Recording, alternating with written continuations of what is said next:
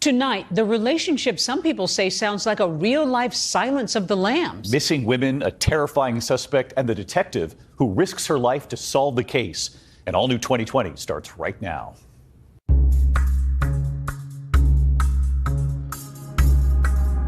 It's a baffling case. It's baffling. To have missing women in this town of Ashland is a big deal. A huge Unusual. deal. Very, very unusual. Elizabeth was very naive. She would trust anybody and everybody. She was like, why haven't I heard from her and I can't find her? The last known images of Elizabeth Griffith were recorded while she was shopping inside this Walmart. It seemed like a very short time frame that people started to look for Elizabeth, that now Stacy is gone.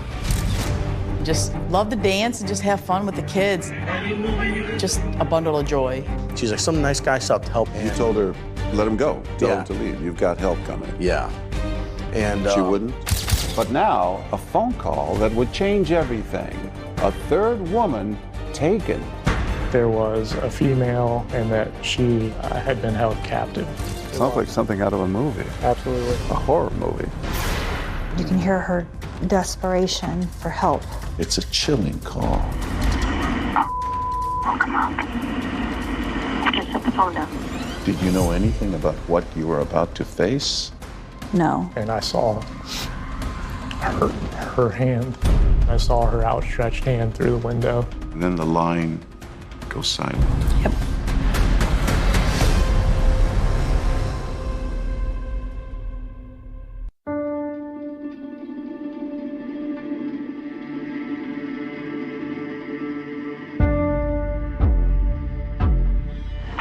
What is the address to your emergency?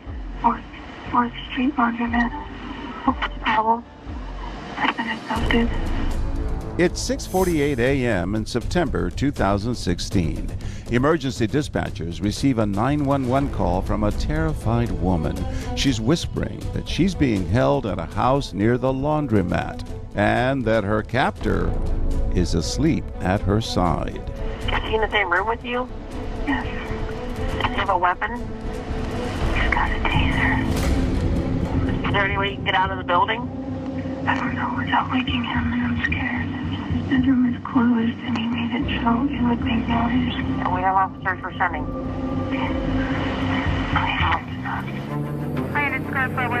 Officer Kurt Dorsey rushes to the scene, leaving his siren off so that it does not alert the abductor. So, what were you doing when the call came in? We responded from the police station. We were trying to be stealthy. We were told that the suspect was sleeping, so we wanted to approach and not make a bunch of noise. You weren't even sure the call was real, right? I didn't believe it was real at first, just because of the town that we live in. Just not a typical call that we would get in Ashland.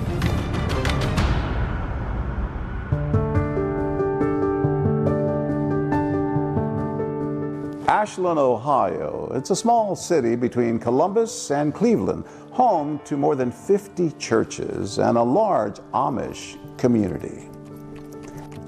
Ashland is a quiet, rural community. There's about 20,000 people who live there.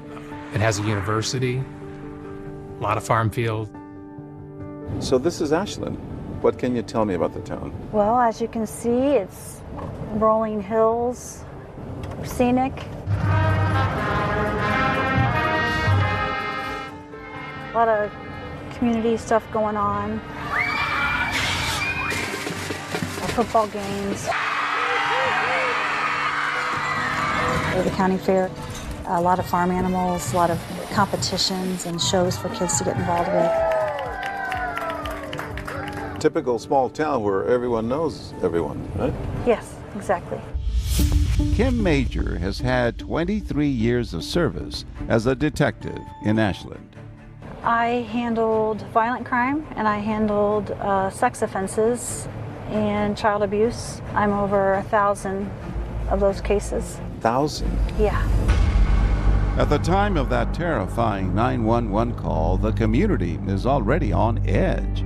Just a week before, police discovered that a woman in town had simply vanished. Well, there was a missing person named Elizabeth Griffith. Yes. Elizabeth was known in our town. I had had contact with her. I think we all had. A lot of the officers would have an eye on her. She was kind of a vulnerable person, and we helped her quite a bit as a police division. She used to call them quite frequently. She would call them about anything and everything. Just like, I heard it's gonna snow today. Is there any chance that the roads will be closed? She was definitely a character. Facing mental health challenges, 29-year-old Elizabeth Griffith attended meetings at a peer support center called LifeWorks. Elizabeth was very bubbly and energetic. The first time I met Elizabeth was at LifeWorks, and she was coming down the hallway and I was coming opposite of her. And she was like, "Hey, you're new here." And I was like, "Yeah?" And she was like, "You want to be my friend?" And I was like, "Sure, let's be friends." She was embraced not just by LifeWorks, but also by her church family. Elizabeth was a really sweet girl, a simple person. She liked to make people laugh. She liked to sing. She loved to worship. She would raise her hand the highest during worship. Even though she was tone deaf, she'd sing louder than anyone else. She was very much with the heart of a child. It was a little harder for her to grasp some things sometimes. She was a very loving person and a very loyal person. Certainly financial challenges, certainly medical challenges, mental health challenges. She lived on her own in her own apartment. She did have a case manager that kind of helped her with daily life struggles. She was always introducing herself to everybody, very outgoing. The community knew Elizabeth, and she was one of ours, and she was taken care of.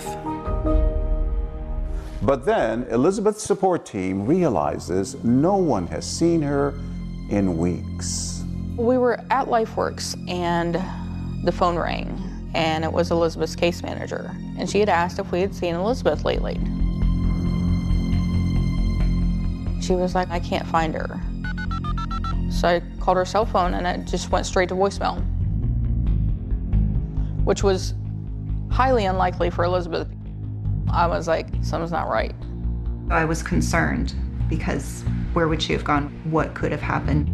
She wasn't the type of person that would go missing, so we sort of knew something was wrong there. This is an area where I would often see Elizabeth Griffith walking, and just days before her disappearance, I stopped and chatted with her right up here. It was a baffling case. It was baffling. We didn't know if she had taken off or did she meet somebody online and leave. We didn't know if it was suicide. We didn't know where she was. Everybody was taking to social media, posting pictures of her. Everyone was looking for her. Everybody was praying for her. Police began to investigate, speaking to Elizabeth's neighbors and friends and tracing her last known steps. I began talking with some of the public transit drivers because she would often use public transportation. Before she disappeared, records showed that Elizabeth had taken the bus to go shopping. The last known images of Elizabeth Griffith were recorded while she was shopping inside this Walmart. There's video of her going through the aisles and then waiting for the bus. She disappeared shortly thereafter, and she wouldn't be the only one. It turns out there's another missing woman in Ashland. I said, "All right, Mom, I love you. I'll talk to you tomorrow." And that was the last we ever heard from her.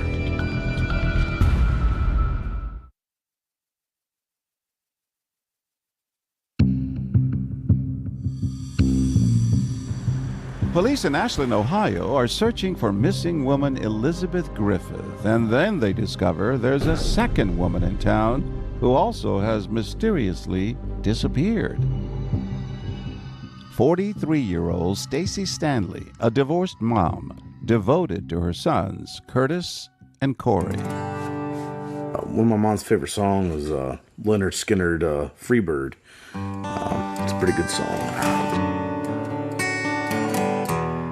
Corey likes simple pleasures, playing music, riding his motorcycle on the highways of Ohio, raising his baby daughter. For him, family is everything, and his bond with his mother, Stacy, has always been particularly tight. Good boy, you kissed your brother.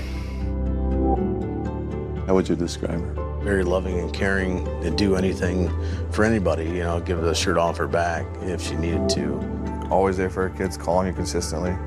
You know, if she didn't pick up, she'd call you like 1,000 times.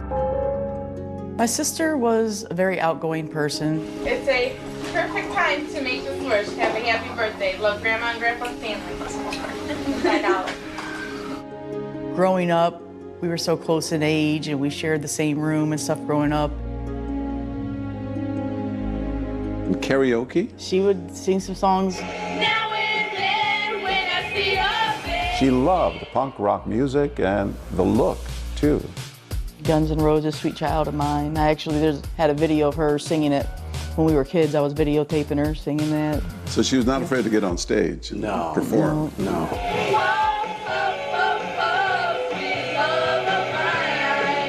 Even as adults, you were pretty close. Yeah, I'd come home from work and she'd have big bunches of food made up, and I was like, oh, wow. I hear she was a great cook?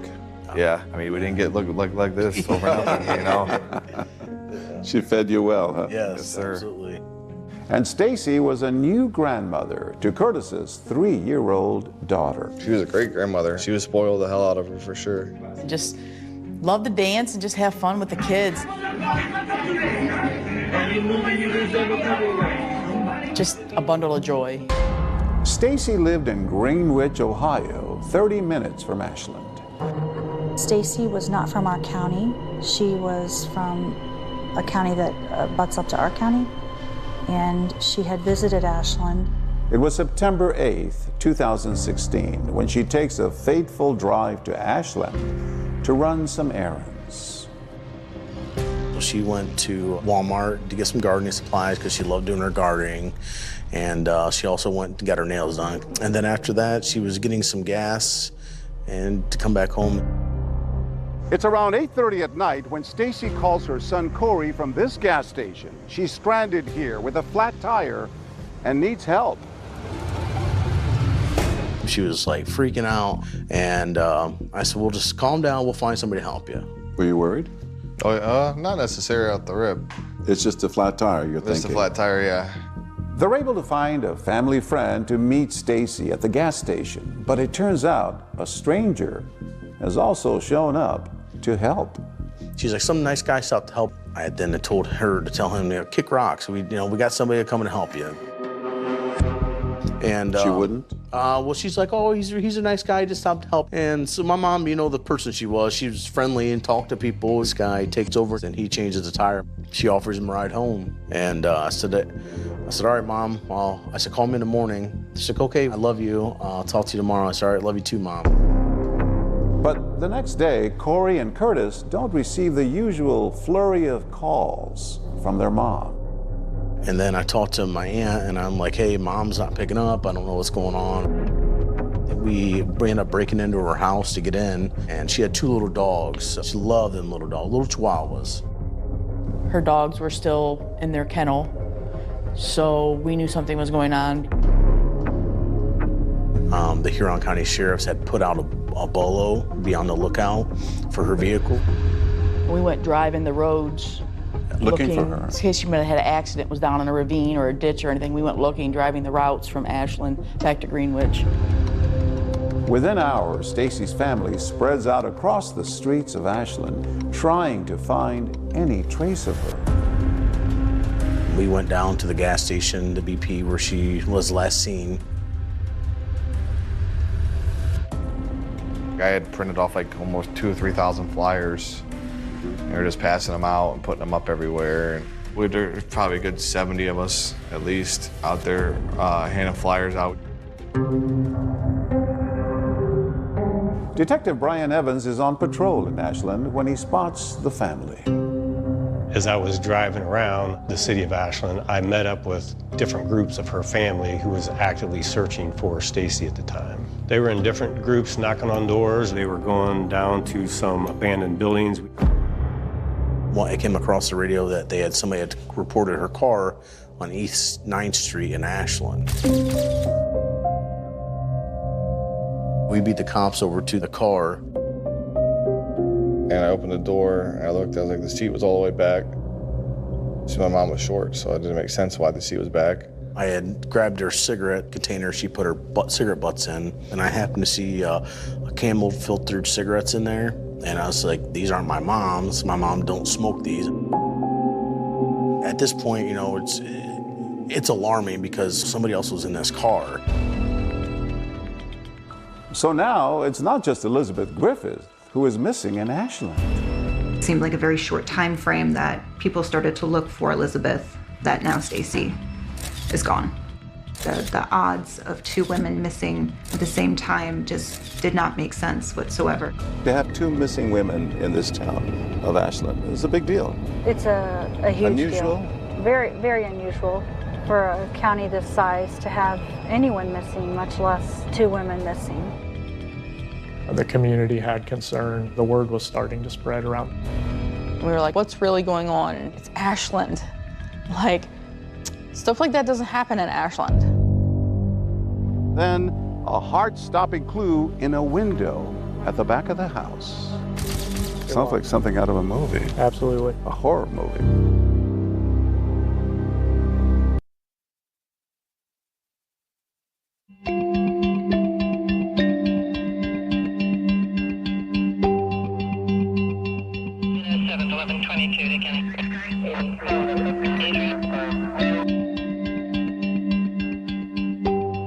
I'm a 911 dispatcher, Ashland Police Department. I've been a dispatcher for 26 years.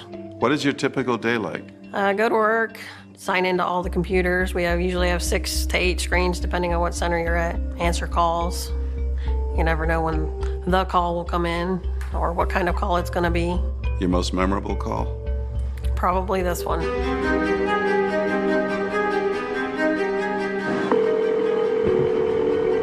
911, what is the address to your emergency?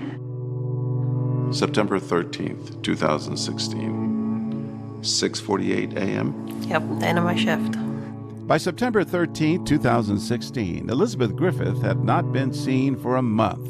Stacy Stanley for 5 days. You're working the dispatch and you get that call. At first I couldn't hear her. It was real quiet. She was whispering. What's the problem? I've been abducted. She says, I've been abducted. Yes. Your reaction? My reaction was to find out where she was at first, to get her out of there. 20 West 81st Street. The dispatcher had told us that there was a female and that she had been held captive somewhere near a laundromat. So we immediately start to drive towards the area of the call. Where's she at now? Where's she sleeping at? In the bedroom.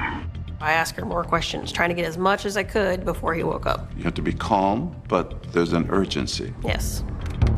The woman says she's calling from her abductor's phone.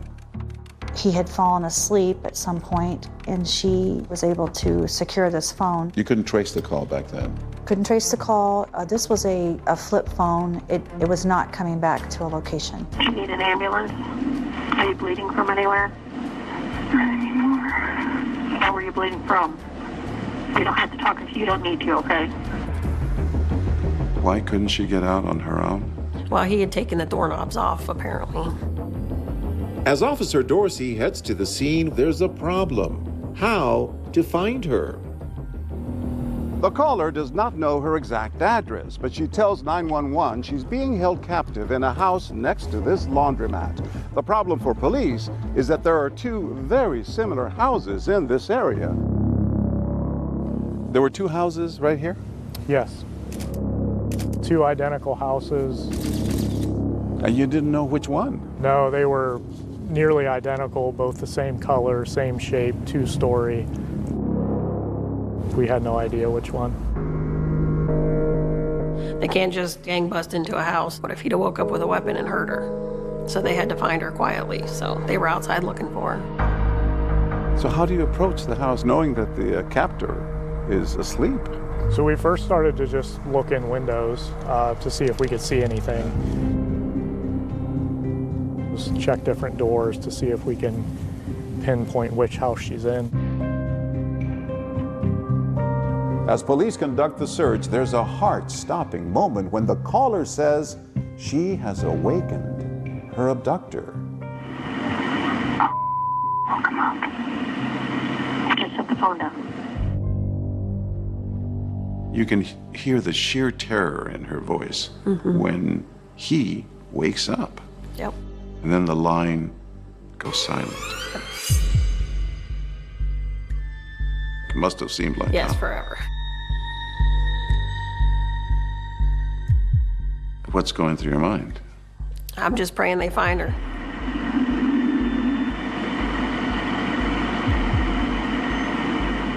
Five agonizing minutes later, she's back. Yep. Are you still there? Do you hear any officers outside? Okay, they're in the area. What was it like to hear her voice again? It was good. Glad she was still there and not hurt. And he was still sleeping. So that's good. You can hear her desperation for help. It's a chilling call. It's chilling. I remember as I was checking the doors, panic starts to set in. I wanted to find her so bad. We're going back and forth between the two houses. The dispatcher had told us at some point that she heard a door. Okay, I can hear him. Do you hear him? I remembered that I had pulled on a door hard and it made a noise that I didn't intend. So I ran around the house that we were currently at and looked towards the direction of the other house. And they tell him to come back. She said, hurry, hurry. And I saw her hand. I saw her outstretched hand through the window, and I knew at that point she was in there. I would have gone through the wall to get to her. A hand right on the window. That's pretty eerie. Sounds like something out of a movie. Absolutely. A horror movie. We went to the door, it was locked, and I asked the dispatcher to relay to her that she needed to unlock the door. Can you unlock the door at all? She's able to unlock it, and we're able to open it. Hurry up, get out here. Where is he? I'm sleeping. Still sleeping? Yeah. Okay, they have her. It took 19 long minutes to get her out. What was it like when you finally hear Detective Dorsey? It's the best sound ever. I was glad because the officers were safe. She was safe. You smile a little because you're proud of her? Yeah, proud of her. What a relief. What was it like when you came face to face with the victim? I'll never forget the way that she looked at us. She looked shocked, like she had seen a ghost. She was fully nude. I don't think I've ever felt so much relief to find her. Divine intervention and a good dispatcher led us to that house and ultimately that door. So now police need to find out what happened in this house.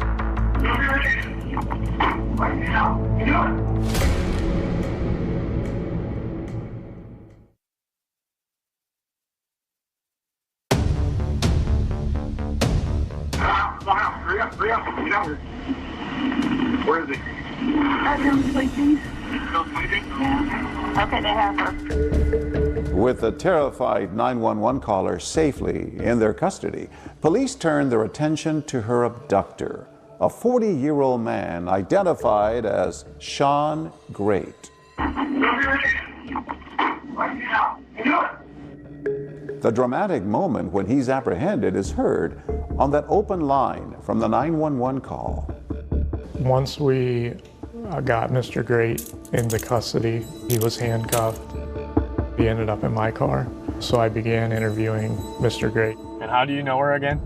We spend a lot of time lately together. We go eat lunch every day. The victim, a 36-year-old woman, police identify as Jane Doe to protect her privacy. It's transported to the Ashland Police Department. Police are desperate for information. No easy task, as the woman was traumatized and still in shock. But Ashland police have a secret weapon. Enter Detective Kim Major. Kim is the best interviewer that I've ever seen. She's able to speak with anyone, whether that be small kids or a violent criminal. I was the only female detective for the majority of my career. Is that good? Is that good? Major balanced the demands of detective work with the responsibilities of being a mother to 3.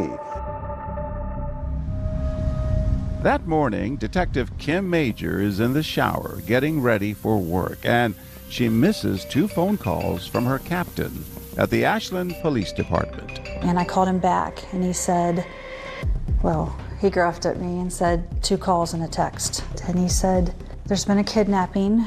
We've rescued the woman, and I need you to come in and interview her. You come to the station, and what happens? The victim was taken into my office at the end of this hallway, and that's where I spoke with her. She had been tortured emotionally and physically. Yes, she had. So I bring her into my office. The effects of the woman's harrowing ordeal were immediately apparent. The first thing I noticed is her appearance, of course. I could see that she had been victimized. The second thing I noticed was that I could smell the scent of her perpetrator. It's testosterone. You could smell him. I could. What did you learn about Jane? I learned that she had met Sean Great. She eats her noon meal at what we call the Croc Center. They provide free meals at noon. Jane Doe would eat there sometimes, and that's where she met Sean Great. He was tall like my brother, my older brother, and he's kind of goofy, but he struck me as kind. Like when I would run into him at lunch, and if neither one of us was doing anything, we'd just walk around Ashland. This is a woman so strong in her Christian faith that no man's phone number is in her phone, not one. No man crosses the threshold of her door. He let me know that he would be interested in more, but I told him that I wasn't interested in, in beyond friends. Kim was speaking with Jane Doe, and our captain at the time, Captain Lay, was speaking with Sean Great in the interview room. David Lay, you are Sean. Sean. Great. At the same time, Jane Doe and Sean Great were being interviewed at the station. Detective Brian Evans was part of a team sent back to search the house where Jane had been held captive. We went upstairs. The mattress in the bedroom looked like a dirty, used mattress that was just found somewhere and used as a mattress. And then there were some restraints, as in tied clothing, tied to different areas of the mattress to where it looked like that's where Jane Doe was possibly tied up. So just how did Jane Doe end up a prisoner in this house of horrors? The pair had been out for one of their regular walks and ended up at the house where Sean Great had been staying. He told her that he had some clothes for her. She also had bagged up some food for him. And she said it was against her better judgment to walk through the door because it's unlike her. But she did. He just started showing me the clothes, and I remember him asking if I had an extra Bible because he didn't have one, so I got him one. So she sat down to read the Bible, and as she's reading, he began to pace. And then he charged towards her, grabbed the Bible from her hands, ripped it from her hands. Jane Doe tells Detective Major that at that point, Sean Great attacked her. I tried to push him away and get up. I was just doing everything, trying to kick, punch, but everything I did, he just did it so much harder. And then what did he do to her? Sexually assaulted her And her words were every way imaginable. He would always bind my wrists, my legs at times. The details were horrifying, but the interview takes a sudden turn when Jane Doe mentions the name of Elizabeth Griffith, one of 2 missing women police had been searching for. She lived in the building next to me. Sweet, but like a child. Sean and I were playing badminton in the front yard, and Elizabeth saw us and came out. I think she just started, talking with us, and I don't know if I introduced her or she introduced herself. Police discover there's a vital link between Jane Doe, Sean Great, and Elizabeth Griffith. All 3 of them would frequent this community center where they'd get free meals. That connection sets off alarm bells. Was it possible that this man, unknown to law enforcement in Ashland, Sean Great, was also involved in the disappearance of Elizabeth Griffith? When I stepped out of my office, my captain said, "Listen, I need you to go in and talk to him about what Jane Doe told you. Can you go in and see if you can nail down the facts regarding that, see if it parallels what he's saying happened?" "Hey, Sean, I'm Kim Major. Nice to meet you." The last thing he said before I walked in was, "And while you're in there, see if he knows anything about the missing girls." Did you know anything about what you were about to face?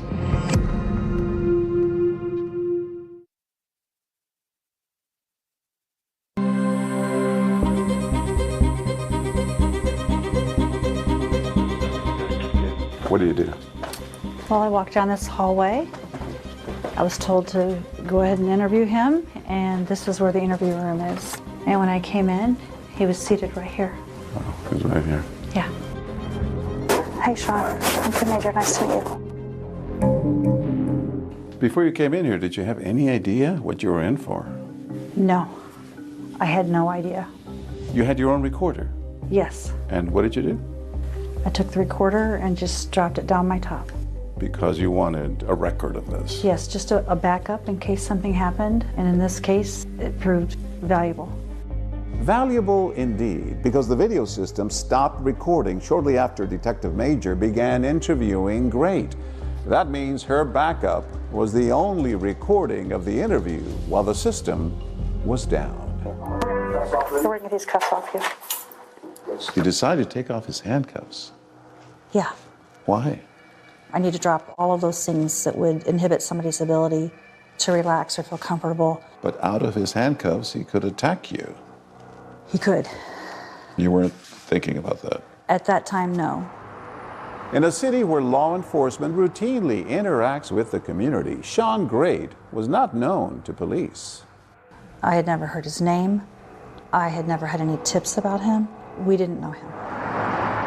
Sean Great had grown up in Marion, Ohio. That's about an hour from Ashland. He was a good-looking kid, charming. With Sean Great, people talk about his eyes, they're piercing blue eyes. And women will talk about that. That's how they recall him, or his eyes. He just had one of these very likable personalities, very soft, laid back, very unassuming type of personality. And it was just one of those things that you just almost couldn't hardly not like.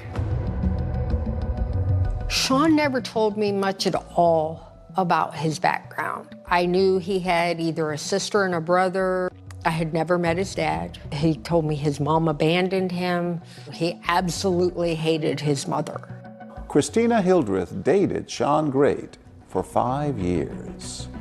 I think before we moved in together, he had worked at, it was a motel, Super 8 or something in Marion, and he might have worked there a couple of weeks. That was about it. Other than that, I've never known him to have a job. While unknown to police in Ashland, Sean Great had become a familiar face at the Croc Center. He would just come to our hot meal and just kind of integrated himself into the community meal and the community that attended and started making friends. I'd see him around town, walking and talking with people, and he just really kind of absorbed what we had. What did he say about Jane? At first, he tried to present it as if she wanted him, like they were in a relationship, that she wanted the sexual piece of this. One of the reasons why she said she wanted to marry me because she was horny that day. Eventually, as we peel that away, you realize she didn't want this.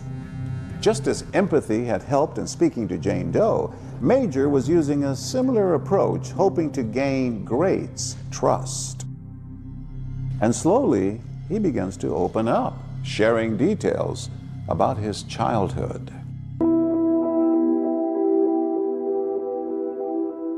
May have started when my mom left me when I was a child. I come home from school and she's gone, but I don't blame her. I used to, but Why did she leave? she had to go find herself. I'm sorry. It's fine.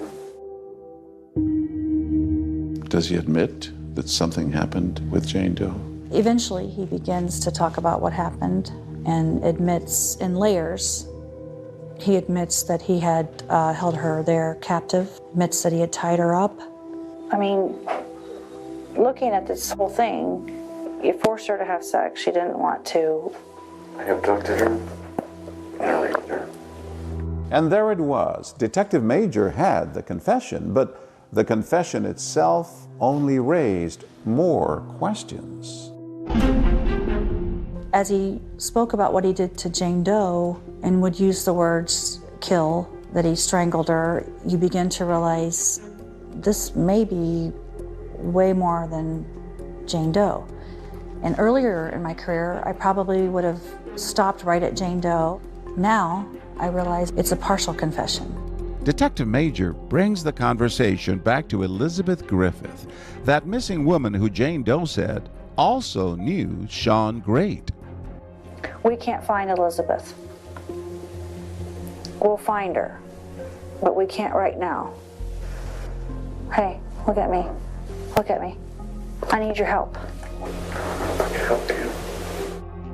That goes on for just so long enough that he's acting like he has no idea what I'm talking about. And then suddenly, Sean Great makes a shocking revelation. I might not be able to take you to her, maybe someone else. How many are there? How much you say many?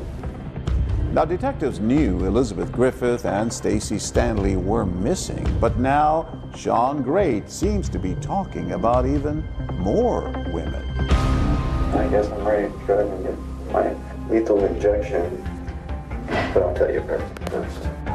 Then things take a bizarre and frightening turn. I'm thinking, this is not good. At what point do you realize I might be dealing with a serial killer?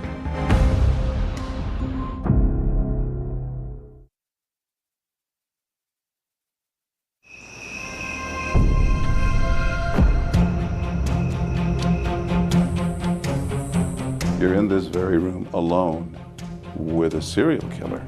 The magnitude was becoming clearer to me. Whatever he did, I'm going to get it. Police are now investigating whether they have a serial killer on their hands. Are there any other girls in the house right now? He had cut a slit into the back of the couch, and he was crawling in and out of the couch, and he would come out at night. He says, "Meet the other me." I just froze. The first thing that hit my mind is a monster.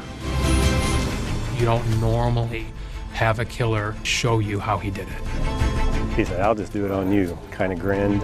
I'd get up behind him like this. He locks this in, he locks this arm in, he locks this head here, and then he just pushes down and squeezes. Wow, wow. At one point, he told me it was probably a good thing I had him in custody, because there would be more. We knew that she was relatively young. She had perfect teeth. We had somebody that had confessed to her murder. A fellow inmate tells you that Sean Great, that he wants to kill you? No, that desire, I'm feeling it now.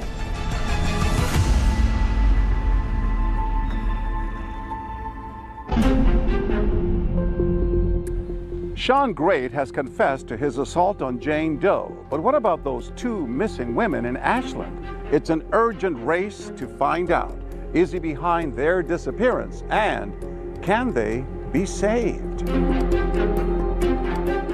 And as you continue interrogating Sean Gray, time is of the essence.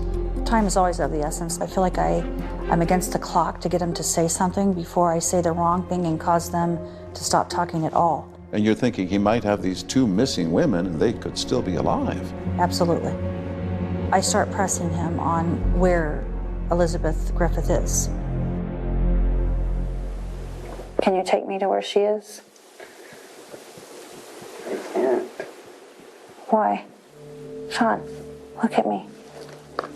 If I take you in my little detective truck, can you take me out? I don't know what you're talking about right now. I'm looking for Elizabeth's body. Can you take me to it? So she's dead? Then suddenly Sean Gray reveals shocking information that maybe he can bring Detective Major to somebody else. I might not be able to take you to her. Maybe someone else. How many are there? I don't know. How much you say many? What? I don't know. There might not be none. He says he might not be able to take me to her, meaning Elizabeth, but might take me to someone else, and that there might be so many or there might be none. So he's playing with you. Possibly he's wanting to tell me something. Will you take me there? I think the two places in Mansfield. Where she is? Where are you gonna take me to Mansfield? Or there's another girl? Where there is a girl. That he met. What happened?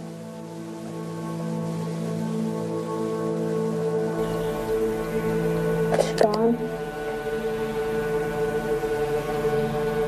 She's been gone. Is she in a house? What is she in? What? All right, what's her name?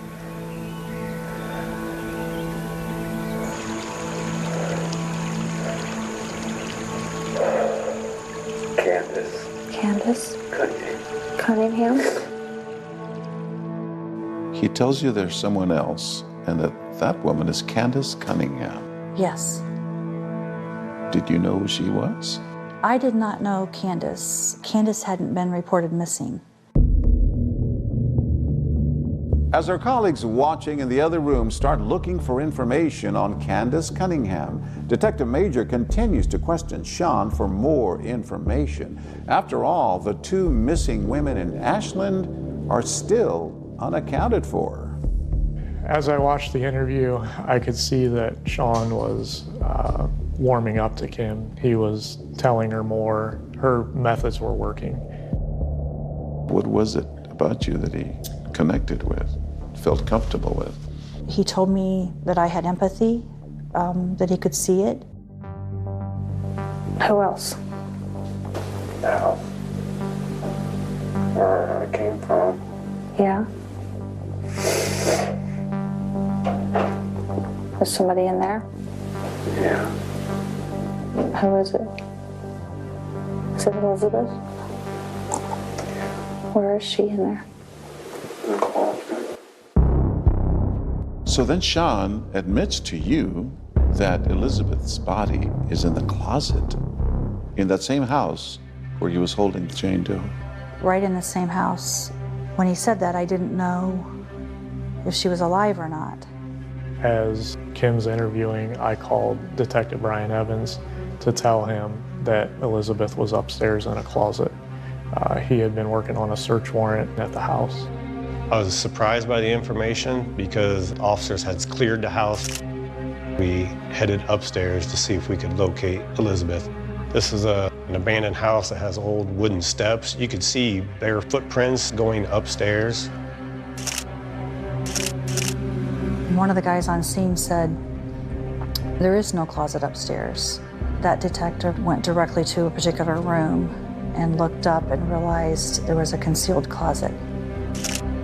There was a bunch of clothing just all over this closet. There were stuffed animals piled down below. As we started pulling away the clothes, you could see the fly activity. and there was an electrical tape that was taped up around the sides of the door to like help from the smell to come from the door. And once the door is open, there was another large pile of clothing. You could see the fly activity again all over the clothing. Elizabeth's body was underneath all this.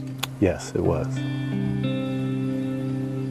What goes through your mind at that point?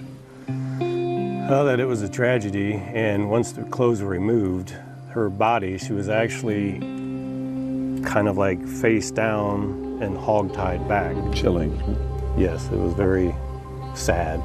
Sean tells Detective Major that the night of Elizabeth's murder all began when he says she called him late at night because she couldn't sleep.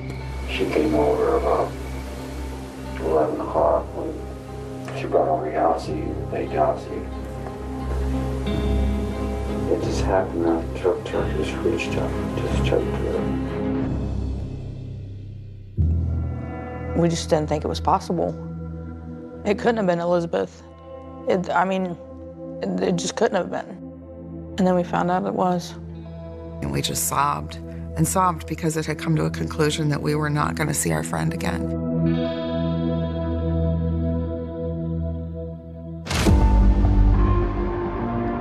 You're in this very room alone with a serial killer.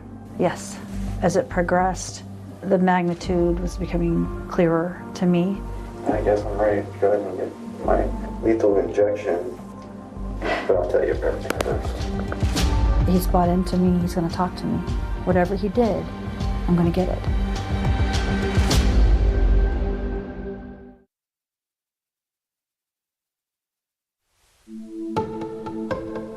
Sean Great has confessed to the kidnapping and rape of Jane Doe, the murder of Elizabeth Griffith, and knowledge of the disappearance of Candace Cunningham. But Stacy Stanley is still missing, and Detective Major has a hunch he knows more about her as well.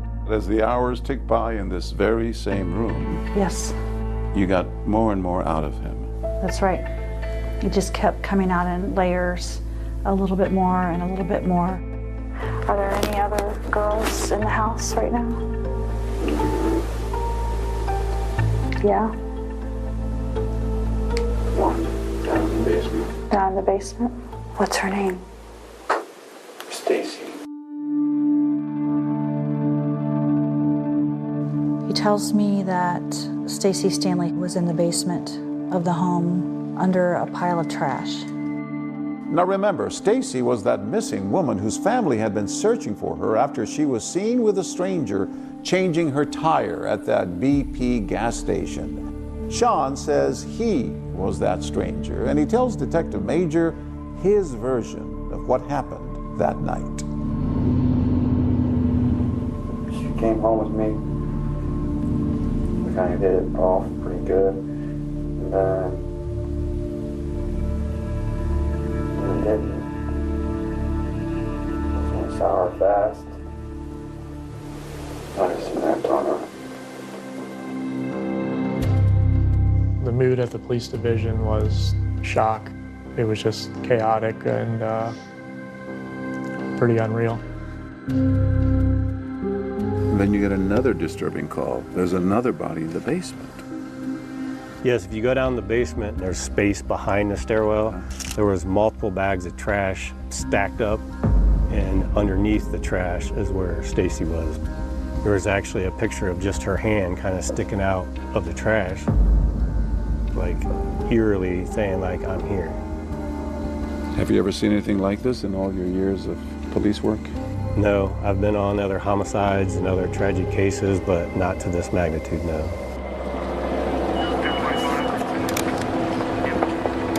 A lot of our local community was coming to the area, and you could tell the feeling in the air was that the people knew that we found bodies in that house. What started as a rescue ended with a gruesome discovery that only got worse. Now families wait to find out if those women are their loved ones. I got a phone call saying I need to get to Ashland ASAP. I don't want it to be my mom. I mean, nobody wants it to be their mom. I don't get to watch her grow old. My daughter don't get to she don't get to watch my daughter grow up. Honestly, I think that my sister's in that house and they're not going to know anything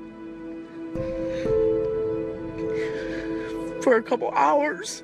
They pulled out a couple pictures. They're like, "Is that? Do you guys recognize that?" I said, "Yeah, that's my mom's picture." It was very traumatic, having to see that, and that was my mom laying there, It's bad enough what he did, but for some reason, thinking that he put her under trash.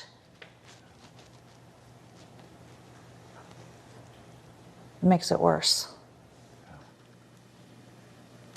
It still touches you. It does.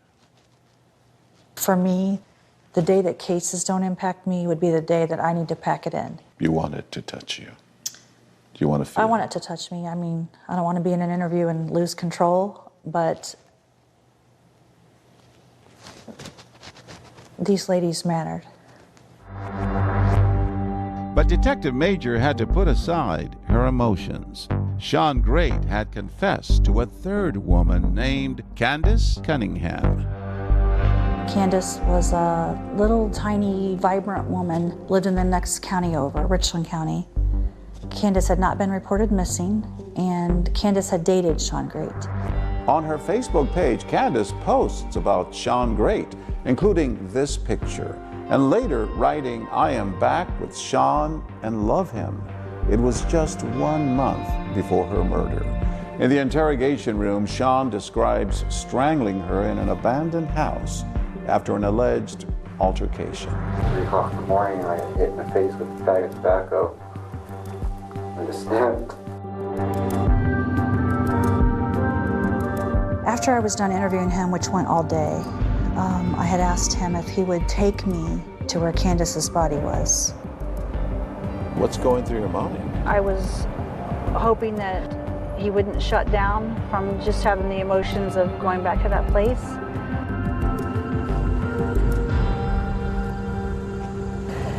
So this is the scene where the home was, where Candace Cunningham was living with Sean Great. So there was a home here. He burned it down after he murdered her in the home. Investigators took video of Sean that day as he led them to where he left Candace's body. He's agreed to come out and show us where he put the body. He killed her in a house that was here and then dragged her body toward the ravine. Prior to burning that down, he carried her body wrapped up in a blanket. He carried her to the ravine. Yeah, I remember these rocks. How far down? Carried her across the creek and up, straight up the hill about between 10 to 15 feet. There's a big shrub. While you were here, Sean got emotional. He did. When we rolled up, I actually had to ask him, "Are you okay? You okay?" And he said it was hard. It was hard. What was it like to finally find this woman and give it some closure?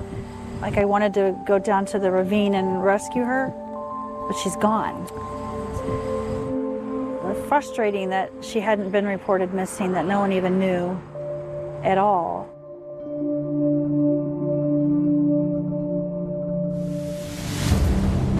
As the investigation continues, Sean performs another show and tell.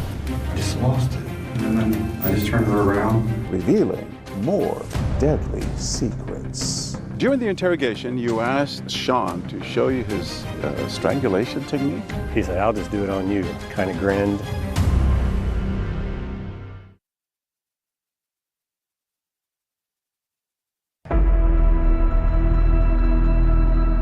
Next to that desperate call for help from a woman being held captive, police are now investigating whether they have a serial killer on their hands. Sean Michael Great is being held for kidnapping tonight, and the sheriff's department says he should be charged with murder. Lord, I told that undertaker, undertaker, please drive slow. The community response was one of just complete shock. People had no idea that something like this could happen here. Even though I don't know them, we are thinking about them and praying for them. all I kept saying was, oh my God. And it was just like, this is unreal. No, we're not talking about the same guy. I was just like, how? I knew he had this anger, but when I first found out, I couldn't comprehend that this was something he had actually done. Those closest to Great were surprised to learn of his killing spree, despite them having their own chilling experiences with him.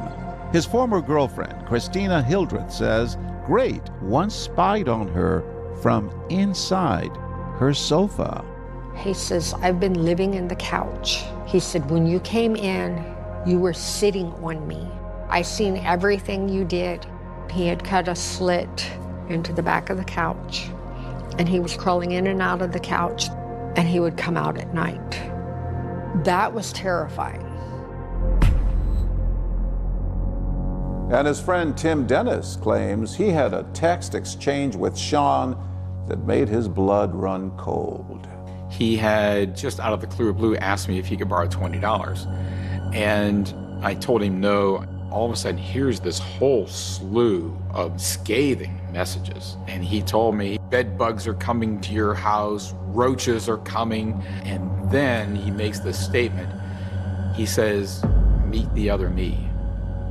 Honestly, I just froze. The first thing that hit my mind is a monster.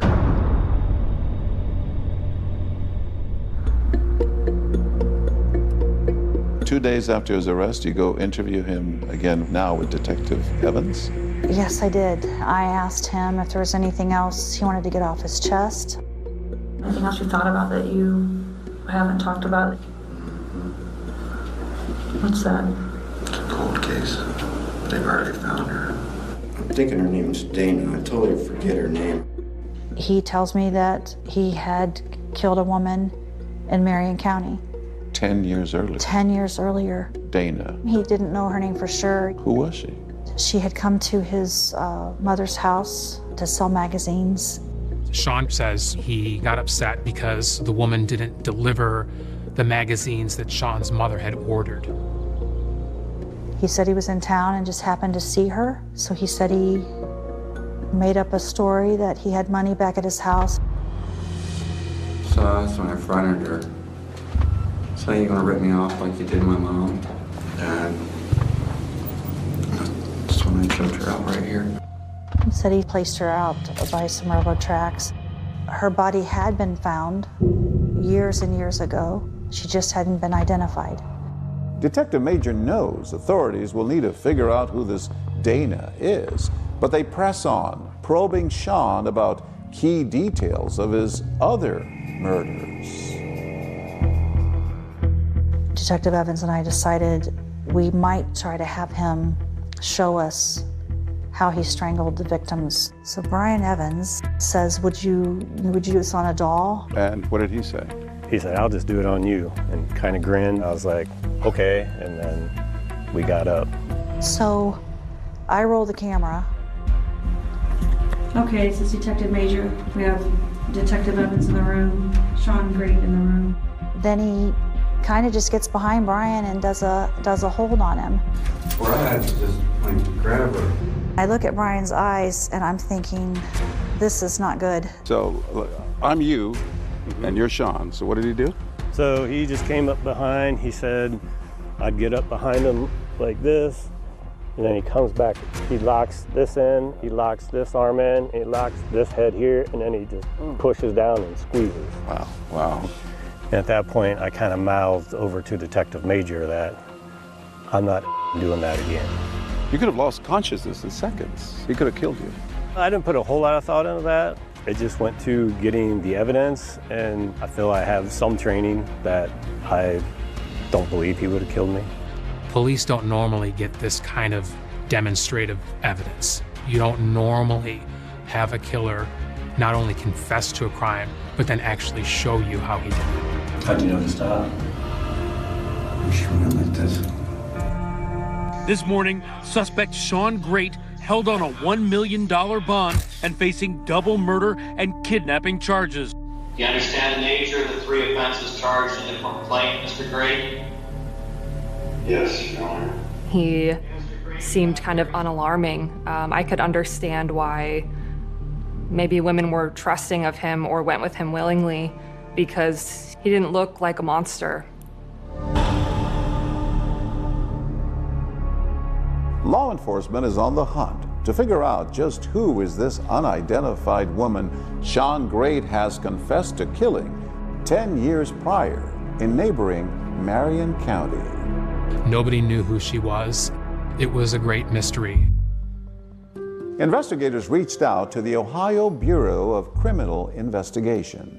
My name is Samantha Molnar. My position at Ohio BCI is a forensic artist. I can do a clay facial reconstruction from the skeletal remains. We can actually 3D print an exact replica of the skull. I basically start doing the clay reconstruction from there, building the muscle structure on the face, placing the average tissue depth markers, and then kind of finishing the sculpture. We did receive some tips, but none of those tips led to an identity. Detective Kim Major isn't just trying to crack the Sean Great case. She also has to juggle the full-time job of being a mom to 3 active kids. All right, hook her up. I'm always worried about her, no matter where she is. I would stay up at night, me and my little brother would, and just wait till she gets home. I try to say that I am not overprotective of my kids, but I'm sure I am. But could this case put Kim or her family in grave danger? When the case was going on, our fair kicked off. I get a phone call, and it's a man, and he said, "I have your daughter."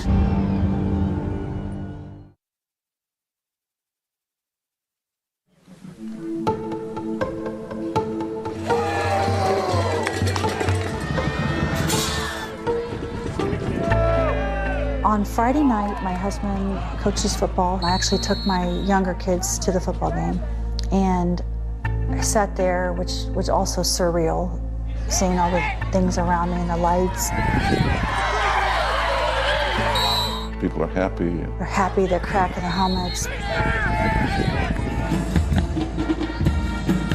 The band, watching my husband, hearing the whistles. Friday Night Lights. It's Friday Night Lights. That's small town America. And I brought my kids home, put them to bed.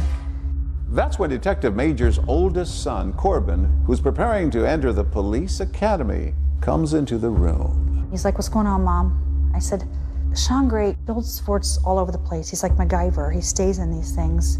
But there's one in particular he keeps talking about."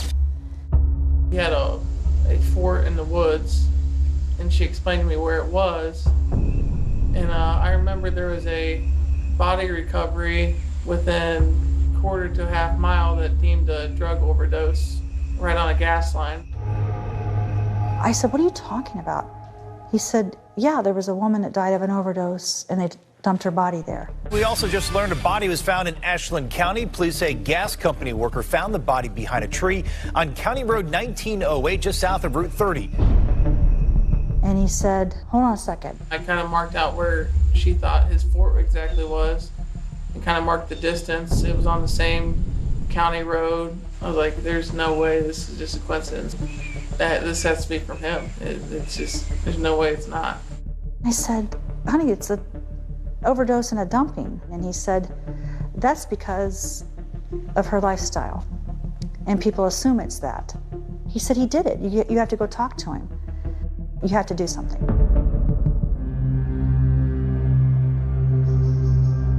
The next morning, went in to the jail, pulled Sean Great out. There's a case from out in the county, meaning that we found a girl. And we're trying to see if you'll be honest, if that's something you had something to do with. Rebecca Lacey. Yes, sir. I had problems with her once. 31-year-old Rebecca Lacey's death had been ruled a drug overdose by the Ashland County coroner. But now, Sean Great shares what he says happened to her. We played a game of pool. I went to the bathroom, right? I had some money in my wallet. And that's the first thing I did was just check my wallet. And it was gone. He said she had stolen a few dollars from him, and he said he had strangled her. He talks about borrowing a car and taking her body out and dumping her in my county.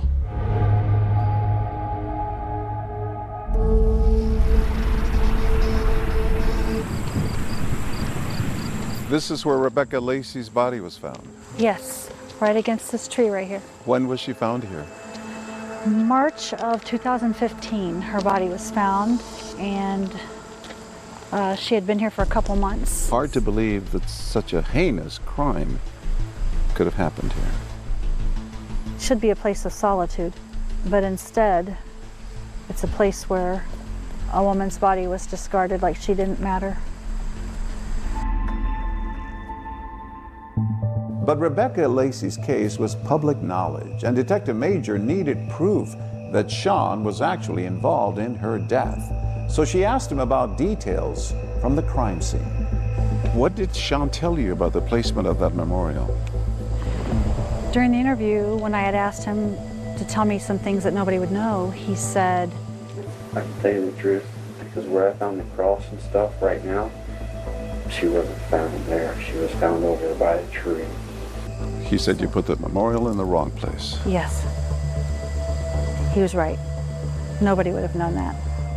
With this new information, authorities reopened the Rebecca Lacey case, ruled her death a homicide, and later charged Sean Great with her murder.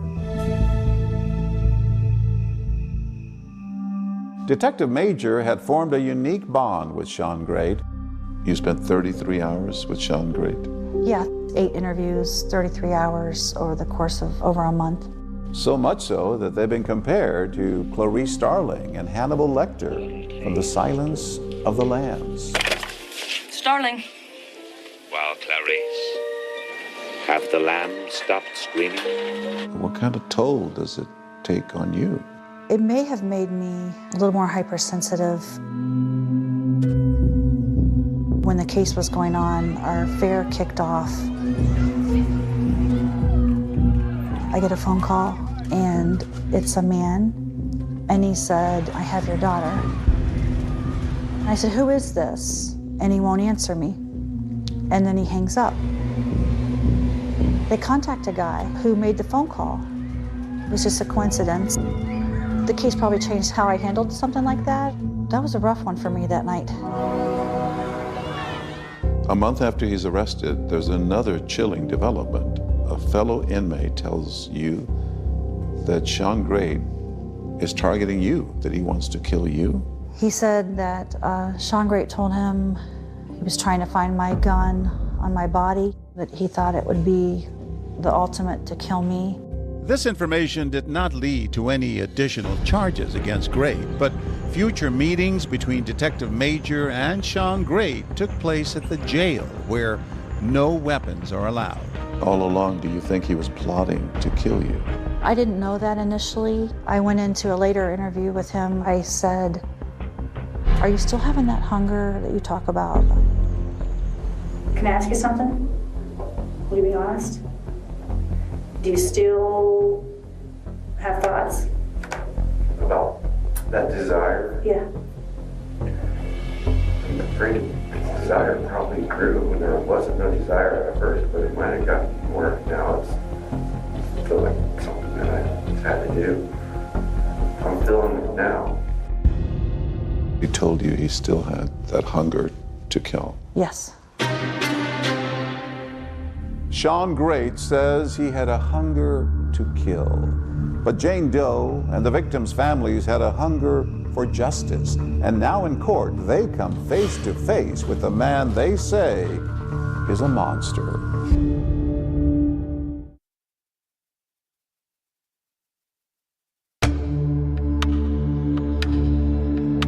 It's April 2018, and Sean Great goes on trial at this courthouse for crimes against 3 of his victims: Jane Doe, Elizabeth Griffith, and Stacy Stanley. It was the trial that everybody was waiting for. They wanted to know if this community, if these families were going to get justice. This is not a whodunit case.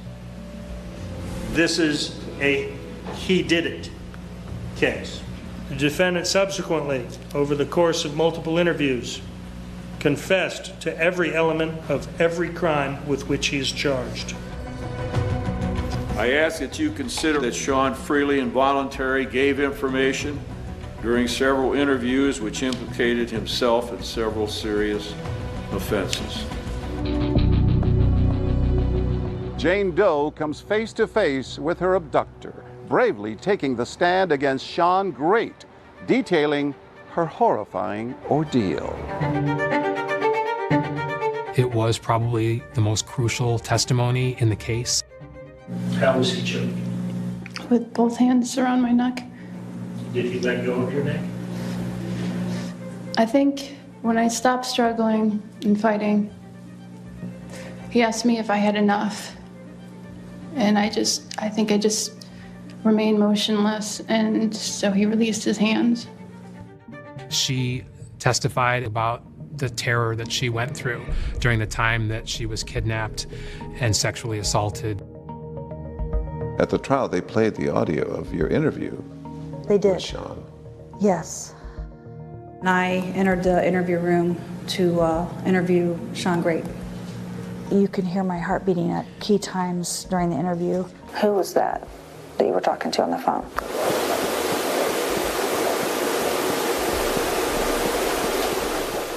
It made me realize that maybe it affects me physically more than I recognize. Prosecutors reveal gruesome details about the deaths of two of his alleged victims. People don't understand when you were in that trial, what you see and what you hear, you can't unsee or unhear ever. And those thoughts are always in your mind.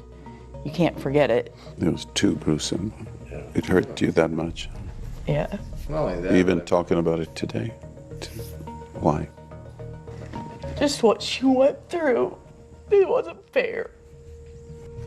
Sorry. We, the jury, being duly impaneled, find the defendant, Sean M. Great, guilty beyond a reasonable doubt of the offense of aggravated murder. Sean Great, guilty on 2 counts of aggravated murder as well as rape and kidnapping. But justice is bittersweet. He devastated so many people, he changed our lives, and he took away not only Elizabeth's innocence, but the innocence of all of us that believed we were safe. The day of his sentencing, Sean Great addressed the court. I ask you, maybe forgive me, find in your heart someday. I know not today, someday. This mess, I'm sorry for all human beings to have to listen, hear this. Okay? I'm sorry. I can't change nothing. Believe me, I would. Not for me, but for you guys. He asked us in court to forgive him, not for him, but for us. And obviously, I haven't forgave him for what he did. Real justice would be for you to come with me for about 5 minutes. Burn in hell. The victim impact statements were extremely emotional and very powerful. We heard from Stacy Stanley's son and 2 of her brothers. It doesn't affect just one person when you kill them, it affects everybody. You ever bury your mother? I had to pick a casket out. I didn't expect that this young. The offender was found guilty, and a sentence of death by lethal injection shall be imposed on Mr. Great.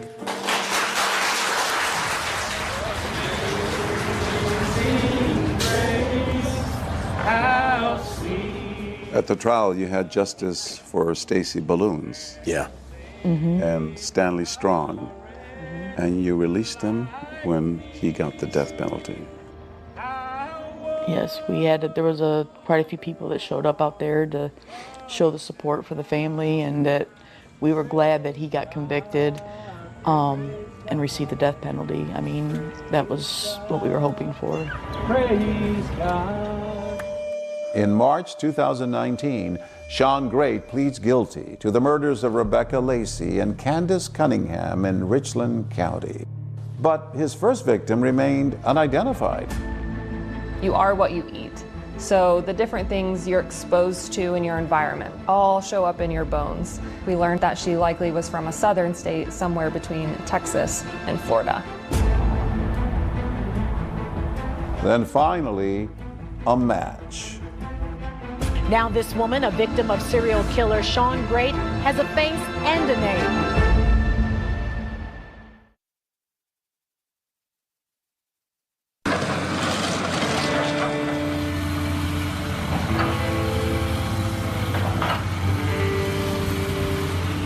In June of 2018, the community of Ashland, Ohio gathered at the site of Jane Doe's frantic 911 call. Today, that house was finally demolished, bringing closure for residents and relatives of the victims. Many people felt like they needed to be here today. After we found out that Elizabeth was one of the people in the house, I would have nightmares about it. And I would see her in the window asking for help. I wanted them to tear it down so bad, and I was so happy the day that they did. You were there when you saw the house on Covert Court destroyed, demolished. I was. What did that feel like?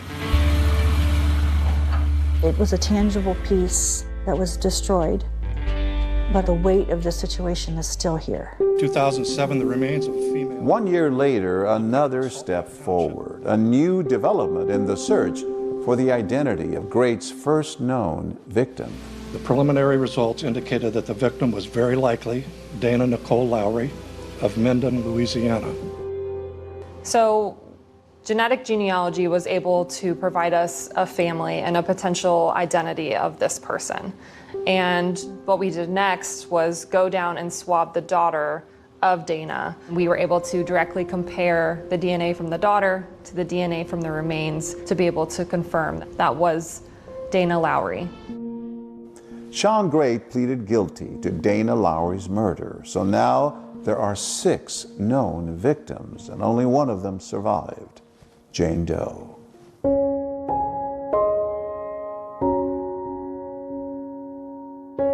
What would you say to that woman if you were able to talk to her today, to Jane How Doe? brave she was. She saved so many people. If she hadn't been brave and did what she did, we wouldn't have caught him. Then how many more women would have suffered? Kim Major has retired from the Ashland Police Department, and she now works as the Safety Services Director at Ashland University. And she's written a book about the Sean Great case. I don't want to forget this case. I don't want anyone to forget it. These women could have been anyone. You titled the book A Hunger to Kill. Those are his words. He has a hunger to kill. Do you think there are other victims out there? I don't think this is a closed book situation. I think more information may come out. We never get to say our goodbyes. As for the Stanley family, they're still dealing with the tremendous pain of losing Stacy. You miss her still? Oh yeah. It's been 8 years. I haven't even opened a box of anything of hers. I just kind of put it behind like it doesn't exist to an extent.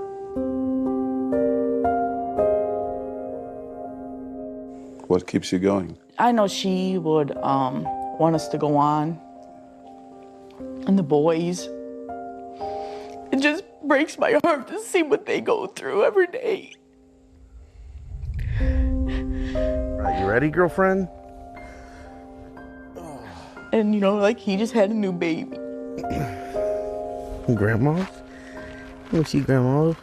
And he took her out and set her on his mom's bench at the cemetery.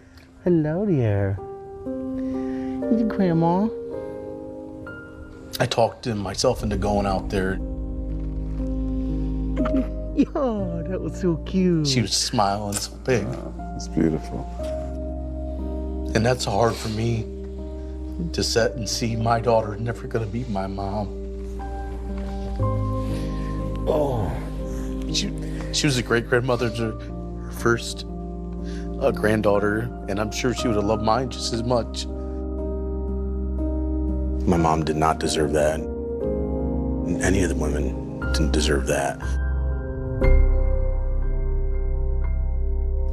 And even though Sean Great's execution was originally scheduled for 2025, it is currently on hold until Ohio picks an alternative to lethal injection. His appeals have been denied. He also denied 2020's request for an interview.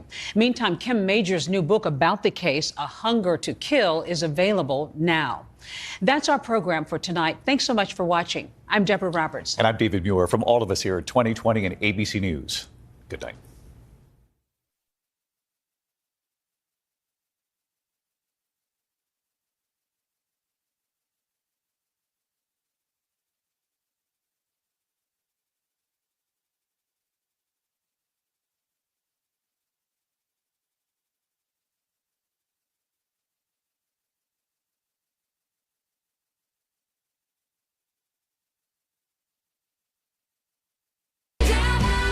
It was like, maybe she'll call, maybe she's out there, you know? A pregnant woman who vanished. Kelsey was 8 weeks pregnant, last seen in Pueblo, visiting her boyfriend. Friends and family would get text replies back, but they said that it just didn't quite sound like Kelsey. I did have a sinking feeling in my stomach. This unknown man is seen walking to Kelsey Schelling's car and is seen driving away with the car. I mean, we're trying everything. Breaks my heart. Almost 2 years after Kelsey's disappearance, a mysterious message giving everyone hope comes through that Help Find Kelsey Facebook page. It was saying, if I have information about Kelsey, can I remain anonymous? When Laura responds, a man emails her saying, "Ma'am, please, your daughter is not dead."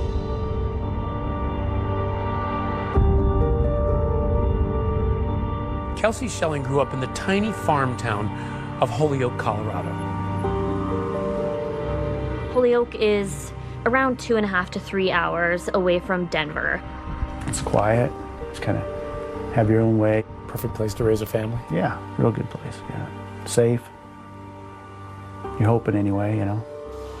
Holyoke is definitely agricultural. There's only one stoplight, and if you want to go to a Walmart, you've got to head west to Sterling. That's 50 miles away. In the early 90s, Kelsey's parents, Doug and Laura, owned the local grocery store in Holyoke. Kelsey and her brother Colby seemed to be living out the American dream. I first met Laura Saxton back in 2016 when 2020 was first looking into Kelsey's story. You know, she's just always been a little firecracker.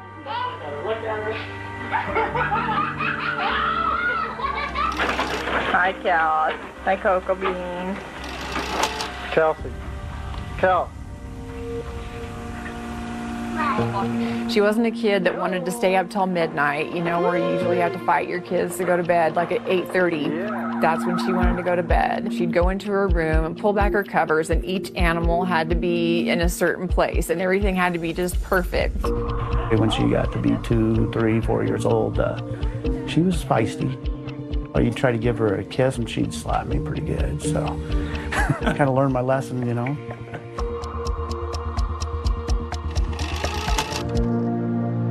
My first impression of Kelsey, she was just an active, outdoors, fun-loving girl, liked to do a lot of sports. When my daughter and Kelsey first met up, their true love was playing basketball together. I was her coach, yeah. Here she is right here. Wow. Is she the point guard? Mm-hmm. When we were still in elementary school, her dad took us out and let us drive on the dirt roads, which is pretty common around here. Kelsey could just laugh about things like that, and her laugh made us laugh. She'd start to giggle, then you would start to giggle, and so that's what made being around Kelsey so special. Kelsey was a tiny little thing, you know, shorter than me. The Kelsey that I knew didn't take a lot of crap off her classmates. You know, she wasn't afraid to stand her ground. But as Kelsey enters her teens, the Schelling family is rocked when Doug and Laura decide to divorce. Going through a divorce is really hard as a kid. Yeah, the split of our parents certainly had an impact on both of us. Colby. Colby lived with me and Kelsey lived with her mom. It was a real dark time for the whole family. It was a rough age. You know, after her dad and I got divorced, it was just she and I together alone for a lot of years. She was in a bad emotional place, and I don't think that was due to her character and nature. I think that was circumstantial. When Laura and I was going through a divorce, she was on antidepressant pills. And she ended up taking like 3 of them or something. She ended up in the hospital for several days, and it was pretty scary. I mean, I thought we were going to lose her at that point. She was in a coma? She was. I felt like it was a turning point. I mean, when any young school-age kid has parents who are splitting up, that's a lot to take on. She actually stopped doing all of the sports and activities. It seemed like she was more removed. I think Kelsey was just looking for a change. She wanted to figure out what was her niche. Kelsey was always, I think, working through, how do I be better? How do I grow? How do I move past this? Our senior year, she was the prom queen. You don't get that without showing people kindness and respect and truly being embraced by your peers, you know. Kelsey taught me, she taught me perseverance. Eventually she moves on, she goes to Northeastern Junior College. What did she want to do with her life? She wanted to get a degree in psychology. I think in her heart, she wanted to work with children. We officially became roommates January 2011. If all of us were bored at 3 o'clock in the morning, she'd be the one to say, let's go cause problems, I guess. Not bad problems, she was just, out for a good time. She loved to have fun. That was her favorite thing to do. And for a while, Carefree Kelsey is back. And then she meets Dante Lucas. He's about to change her life forever. It was a big deal that she was dating Dante. He was part of the basketball team. They were kind of the popular kids and everything. By the time Kelsey got to know him, she felt proud that she knew who he was because he was somebody to know. He had dreams of making it big in the NBA. Kelsey thought she met the man of her dreams.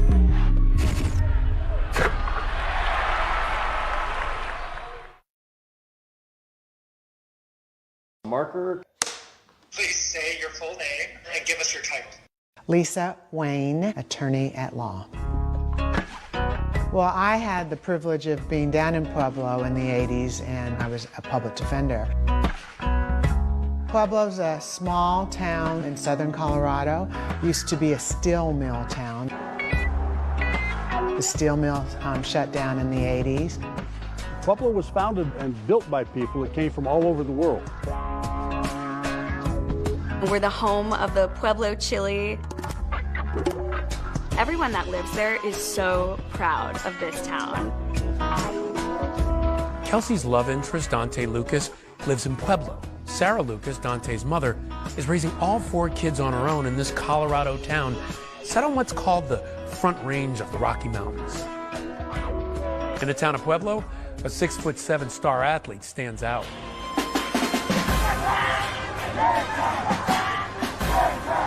I coached Dante Lucas in youth football. He was a coach's dream. He was a real polite kid, wanted to learn the game of football and just really quiet. Dante Lucas was super close with his mother, Sarah.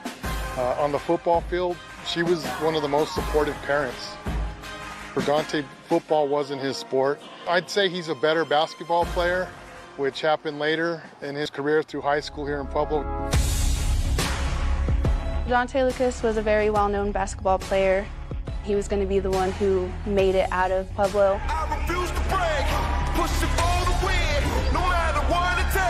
He had dreams of making it big in the NBA. It was obvious that he wanted to pursue it, but the family spoke more about it than he did. We were told by Dante's mom, Sarah, that he was getting contacted from North Carolina and Kentucky. Their dream was that he was going to make the NBA and make a good life for himself. When I first met Dante, he was a freshman here at Central High School. He was 6'7". If you have that kind of size, you know, you can make a lot of things happen. It just amazed me as a guy in class that was so quiet was just as popular as he was. He was a really good role model for the young kids in the neighborhood. His attitude was always good. He was good with his teammates. He just matured into a very good basketball player. His overall drive as a student from day one, it wasn't up to snuff. As a teacher, I'd try to get him involved with the rest of the class. I talked to him about that several times. Whether it was his grades or his skill, Dante didn't get into an NCAA school, but he wanted to continue to play basketball. Dante gets recruited to Northeastern Junior College in Sterling, Colorado. He's playing basketball when he meets Kelsey Schelling, and they begin dating. Kelsey and another one of our roommates actually went to a basketball game and were scouting out the cute boys on the team, saw Dante and decided to go up and talk, and that's how she and Dante met. By the time Kelsey got to know him and really got kind of involved, she felt proud that she knew who he was because he was somebody to know. They spent a lot of their extra free time together. When did you first meet him? I never met him. I saw him play basketball a couple times. Kelsey never really said anything about bringing him home to meet the parents. He was not committed to her by any means. Kelsey could have had anybody, but she kind of always took attraction to people that needed help, that she thought she could turn around. I believe that if Dante was, failing or had bad grades, that his basketball career at the school would be definitely on pause. I don't honestly think that Dante really cared to learn. Kelsey would try to help him. He would just seem very disinterested and not really care. I think she just hoped if she was good enough to him that, he would realize that, she's the one. I think Kelsey stayed with Dante because she found someone that gave her attention even if it wasn't the right kind of attention. And I think Dante was with Kelsey because he got money from Kelsey, borrowed Kelsey's car, basically lived a life that everyone works for but didn't have to do anything for it. Just had to be there. There were good days in the relationship with Dante, and then it just went south. He would play with her heart. I could definitely see some bubbliness fading out as he broke her spirit. Kelsey texts Dante, "I'm really hurt. The way you talk about me to other people is your true feelings. I guess I'm just a fool. I'm so heartbroken." Days later, Dante would respond, "My phone's been dead the past few days." And then afterwards she'd be like, "Oh, well, he's better, he's gonna be better." And then she'd be happy. Dante left Northeastern Junior College because he was kind of done with his studies. After Kelsey leaves Northeastern Junior College, she lands in California, but she doesn't stay there long. Why did she decide to leave? Mostly it was financial reasons. Where did she go from there? That's when she moved back to Colorado. Was living in Denver in her dad's apartment, and she had started working at Floor and Decor. When did she start going out with Dante again? Over the holiday time frame, November, December, he would stay with her, but then he'd go back to Pueblo sometime. Were you worried that he would come back and what that would do to her? Absolutely. I saw what it was like before, and I didn't want that to happen to her again. She didn't want that to happen to her again, because she knew the kind of person that she became when she was with him. And how in the world did they get back together? I don't know. She missed him, I guess. Kelsey has a surprise for her family. She's pregnant. She called me when she found out she was pregnant, and she was stressed, very stressed. I could tell she was scared to tell me. Just told her, "I will support you. It's going to be okay." She was happy. Did she tell you anything about Dante's reaction? She said he was mad. She and Dante would be texting, and he would stop responding either during arguments that they were having. She would then get upset, wait to hear back from Dante, and left in limbo, and it was very aggravating for her. Kelsey texts Dante, "You were my best friend. The only thing I lived for day after day. What happened to us? It wasn't supposed to be like this." One time I'd talk to her and she'd say, he's kind of coming around, and Dante will never abandon the baby. But a child with Kelsey was not in Dante's plans. Kelsey gets a text from Dante, and he says that he has something for her. He alludes to a surprise, and he wants her to come to Pueblo.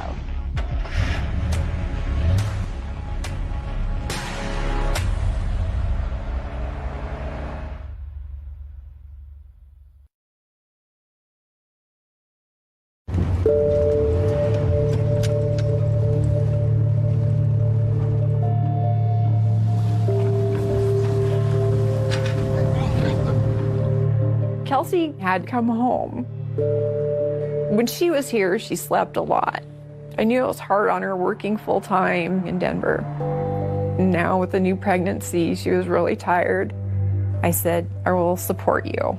Whether Dante is in the picture or not in the picture, it's gonna be okay. She was happy. She wanted that baby. She wanted to be a mom. She was in a good place. Yes. So I'm thankful for those couple of days that we got before she went missing.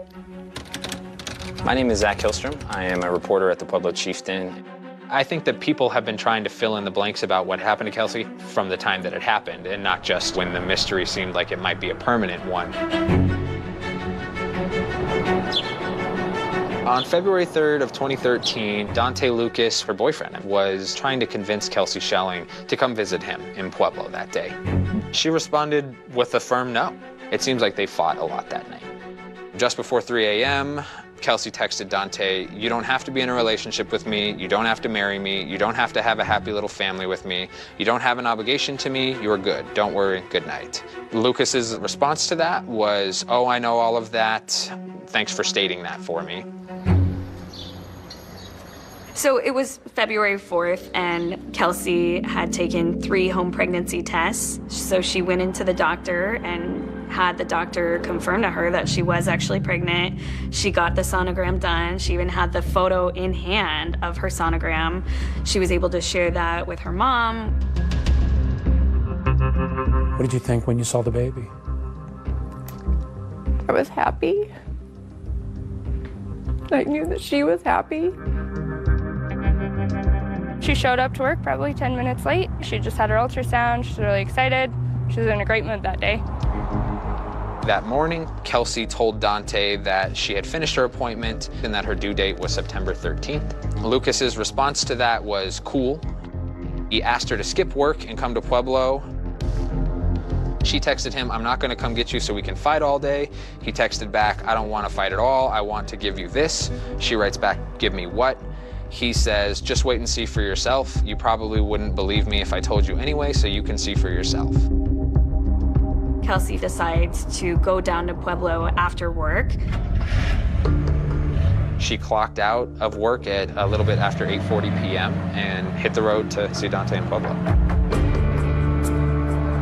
So Denver to Pueblo drive right down I-25. It's about 2 hours long.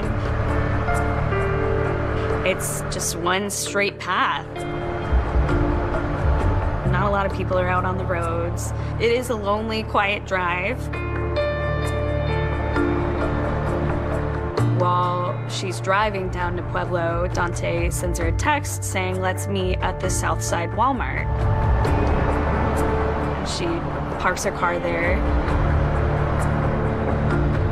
She texted him at 10:20 saying she'd arrived, and he replied that he'd be there shortly. She's waiting, and she's getting impatient, like any girlfriend would. At 11:10 p.m., he still hadn't shown up to the Walmart. That's when Dante says, "Let's meet at our spot," which is in the neighborhood of his grandmother's home, and that's where Dante was staying at the time. She moved her car there from the Southside Walmart. She was just parked on the side of the road in this residential neighborhood. So then she's left waiting there again, and she's still impatiently texting him. The last confirmed message from Kelsey was sent at 11:18 p.m. She was asking Dante, "Where are you? I've been here for over an hour just waiting."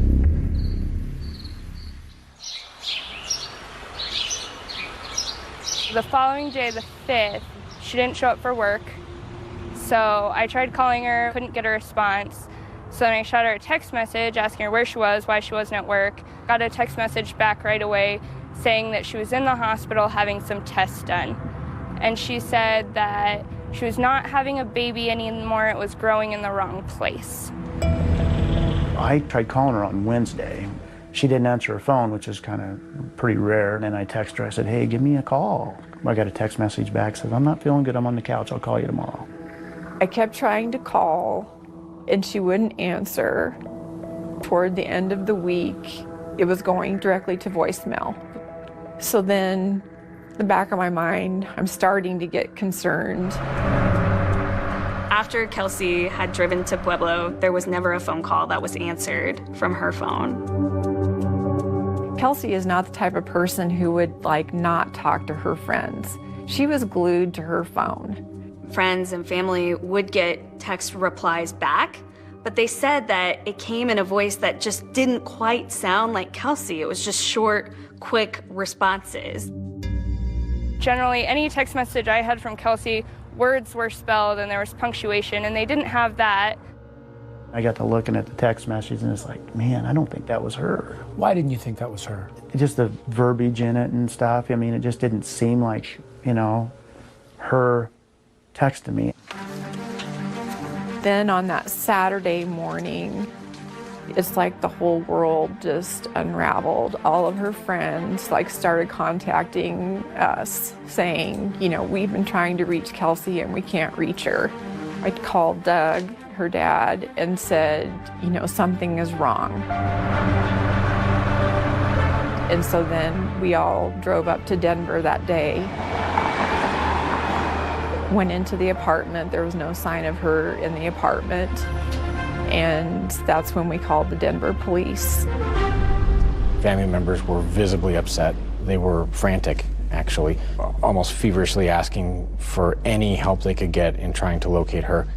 Did you reach out to Dante? I did contact him to ask him, if he knew where she was. What did he sound like on the phone? Because the call that you're making to him is, Kelsey, the woman that you are with, the mother of your child, is missing. We are desperate to find her. Nothing, no. Not worked up, not, just... He's not scared? What can I do? How can I help? No, he just says if I hear from her, I'll let you know. And then a little bit later, he got back with me. He said, I heard from Kelsey. She called from a private number. She said she doesn't have her phone. And she said she'll be getting a hold of you. Intimating that she's alive, she's out there. And I said, well, can you track that number? And he's like, yeah, I'll try and figure out what the number was. And then, of course, he never did. When this case first came in, I called Dante.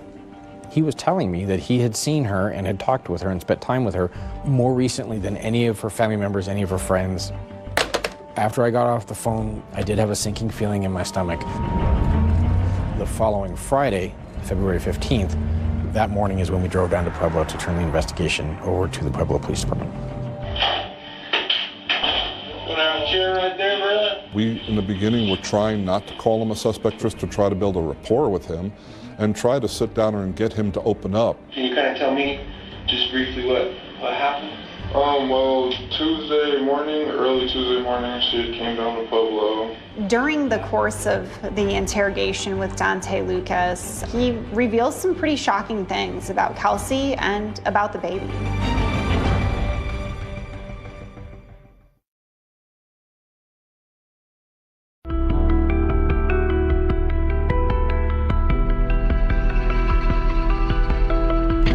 To the mysterious disappearance of a Denver woman. Pregnant woman who vanished. Kelsey was 8 weeks pregnant. Last seen in Pueblo, visiting her boyfriend, Dante Lucas.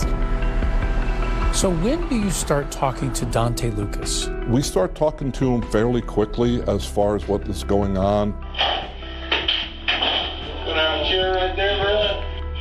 Police bring Dante in for questioning, and immediately he denies a romantic relationship with Kelsey. Now, is she your girlfriend, or? No, we never were actually in a relationship. Can you kind of tell me just briefly what happened? She came down to Pueblo, and we're talking, whatever. She ended up, getting mad at me or whatever. Dante tells Officer Robinson that Kelsey slept in her car in Pueblo. He said that they met up again the following morning and that he brought Kelsey Schelling to Parkview Medical Center, where she went inside.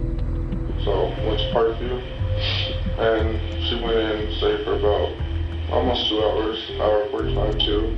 We have no record of Kelsey Schelling ever being here at Parkview Medical Center. Now, what do you check to find out if she was here or not? We have a medical records system that keeps track of every patient that's ever walked through our doors. So for you, there was no way she's ever here? That's correct. He alluded to the fact that she may have had a miscarriage. She came out and just told me she wasn't pregnant. just the day before in Denver, Kelsey's doctor told her that the baby was healthy. So then after we left Parkview, Dante claimed that he and Kelsey then went to the Southside Walmart. Kelsey was going to grab some snacks before she made the drive back to Denver. She went to go get some snacks, like something to eat, because she was hungry. And then came back out, we ended up talking, and she ended up telling me, like, get out of the car at Walmart, and she didn't want to take me home. So I just left from Walmart, started walking home, and then my mom came and got me. But surveillance video from Walmart reveals a different version of events. He contends that the two of them are together, and clearly, based on the surveillance, it's one person. It's him getting out of the car, and no one else exits. When the car was parked at Walmart on February 5th, police believe that it was Dante Lucas parking that car, getting out and walking away. They have pretty good surveillance video showing it. The car sat there overnight. The morning of February 6th, this unknown man is seen walking to Kelsey Schelling's car, parked at the Southside Walmart, and is seen driving away with the car. We have no idea who that person was in that video. It's a car that that person is familiar with, and we know earlier that Dante had the key. Who do you think that someone was that came back and drove that car away? You know, there's similarities to Dante, but it's nothing that we can 100% say that is the person who drove it away. When Dante Lucas talked with police, he didn't paint the best picture of Kelsey. He painted a picture of, just that she was kind of troubled. She had like bad anxiety, she has anxiety attacks, so she had pills for that. What can you tell me about that? She's told me before that like she's ended up in like the hospital a few times from like overdosing, I guess. Dante cast her to police as someone who had troubles with drugs. No. No? I don't believe that, no. She just one time she told me about the suicide, but she told me she ended up in the hospital behind it like multiple times. When she was 15 years old, she did. So yes, she has had that in her past. But if she committed suicide, you would find her body. I mean, she was happy. She wanted that baby. She wanted to be a mom. So at this point, Kelsey has been missing for more than a week. But on Valentine's Day, February 14th, 2013, her car is discovered. The car of a missing Denver woman has been found in Pueblo. Detectives will be examining Kelsey's car. It was big news when Kelsey's car was found at St. Mary Corwin Medical Center. How did it get there? What happened to Kelsey? I knew once her car was found that something horrible had happened, because there's just no way that she would have gone somewhere and left her car. To find the car and no Kelsey. And no Kelsey. We did not have any good security footage that could tell us who dropped off the car, how the car got there. Normally, if someone was going to go away for a few days, they'd take their car with them. So we are now leaning towards foul play. So we accelerate the case. Police start working backwards. They start going through surveillance video, and what they find is pretty surprising. Less than 12 hours after she would have arrived in Pueblo, surveillance video shows Dante in her car at an ATM in Pueblo. He's driving and he takes $400 out of Kelsey's bank account. But is it suspicious for you that he uses that card after the date where you pinpoint Kelsey was missing? It is part of the suspicious activity, yes. Because Dante withdraws money from Kelsey's account without her in the car, Dante is brought in for a second time by Pueblo police. This is the second time I talked to you. Mm-hmm. These detectives had a wealth of information to go at him. Why'd you get the money? The money? Mm-hmm. No, what money are we talking about? $11:39 at the bank. You're on video, dude. In her car with her credit card. You're on tape. Oh, this is the 400 that you're talking about? Mm-hmm. This is for my phone bill. Why didn't she go with you to the ATM? It's not in the car. It's on the video.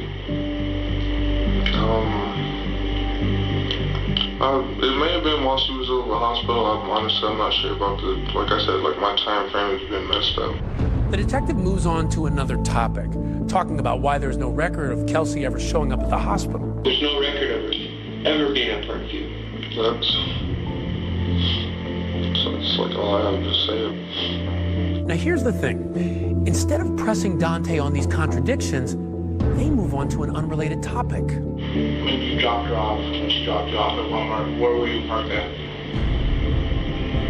I mean, like, apparently you guys know, so, like, I don't understand why you, like, I told him one time, like, I don't, that's all I can say about it. When she dropped you off, when was that again? Can I speak to a lawyer, please? So if you guys just keep asking the same questions over and over, and, like, I was like to speak to a lawyer. Once he requests a lawyer, all questions come to a halt. Unfortunately, this is a very poorly executed interview. I think it's a tremendous missed opportunity. Once he shut down, our avenues of trying to talk to him end. How did you read that? As the possibility that he knows something. Dante Lucas was arrested on February 15th. They don't arrest him on murder charges. He was arrested on felony identity theft charges for using Kelsey's debit card at the bank that day. But those charges were later dropped when investigators found out that Kelsey did, on occasion, give him permission to use her bank card. How do you prove she did not or did give him permission at that time? And since you had permission to do it before, it makes it a very difficult case to prosecute. He's released. He's, living his life. Do we suspect foul play? Yes. Have we come up with a body? No. Dante is a person of interest in the fact that she's missing. Hoping to get Dante to talk, police bring in the person who knows him better than anyone.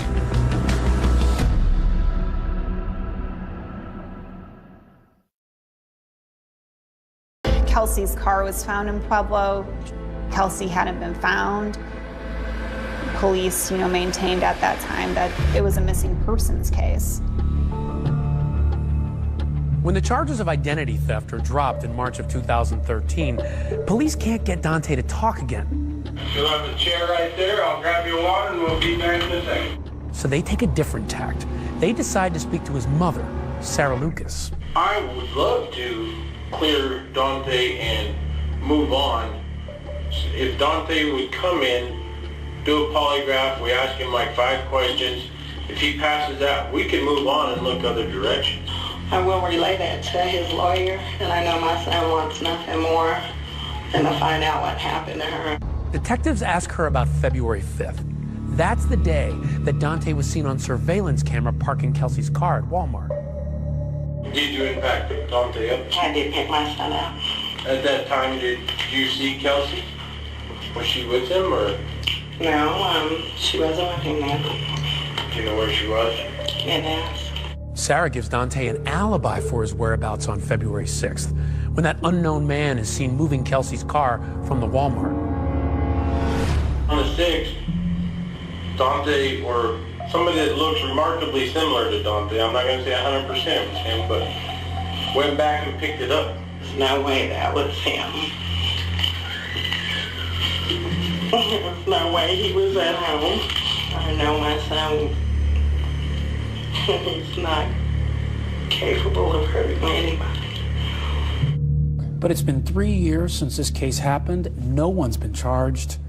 That's right. You have inconsistencies, lies, but without a body or any direct evidence that tells us something happened to her, to a homicide,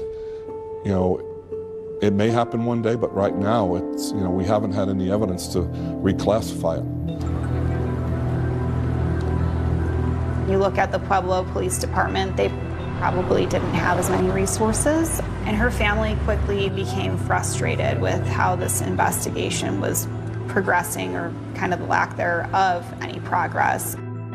Kelsey's still not a victim, according to them. There's not been a criminal act committed, according to them. We just want an effective investigation done into Kelsey's disappearance. Her family is pleading for your help.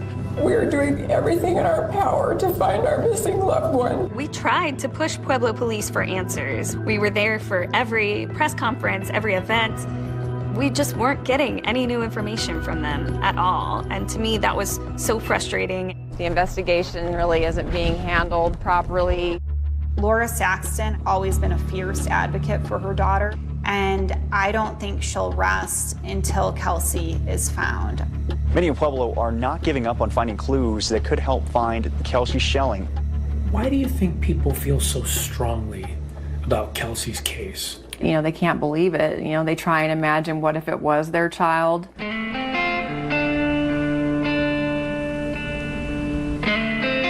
We're gonna break up again over here. In May of that year when she went missing, they started doing their own searches. They didn't think police were looking hard enough. The whole community was rallying. There were so many searches for her body all over the city of Pueblo. This is probably one of the largest groups we've had in a while. After 3 years, that means a lot, so thank you. Come on, kid. People were scattering, just looking for any shred of evidence. It's becoming harder to come back. I dread the trips, but I know I have to do it. She comes home empty-handed. The one thing that she doesn't have is Kelsey. They never found anything on those searches. Then those searches turned into anniversaries. Kelsey Schelling disappeared 4 years ago this month. Kelsey's mother believes police are now closer than ever to finding her. That turned into justice walks. What do we want? Justice! Around the Pueblo Police Department and the District Attorney's Office. We appreciate you all so much. Your support keeps us going. To put pressure on our system to do something here. We're going to keep going. We're going to keep coming up with ideas. I mean, we're trying everything. Kelsey's family offers a $50,000 reward for information. So you feel like you're doing everything you can, even to this day, to find out what happened with Kelsey? Yes. There is no lead we don't follow up. We followed up leads from psychics that call in. Oh, they've had a vision on where Kelsey is, and we followed up those leads. In an effort to get some more information, hopefully some tips and leads in the case, Kelsey's family also set up a Facebook page, Help Find Kelsey. It was one source or one place where people could come together to generate information, maybe from even people that didn't want to call police. You get a Facebook message. It was from a woman saying, if I have information about Kelsey, can I remain anonymous? It's so awful. He sold her into sex trafficking. I almost feel like I went insane. What if she is still out there somewhere? We were on the ground to investigate, and I couldn't believe what happened. Right when they're at the trunk, get ready. It's Ryan Smith, ABC News.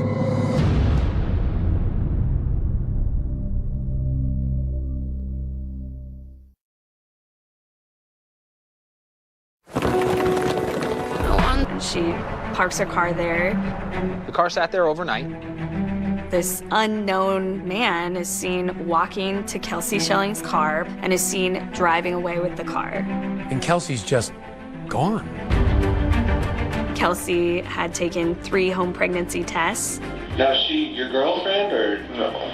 We never were actually in a relationship. The lead suspect stops talking. Can I speak to a lawyer, please?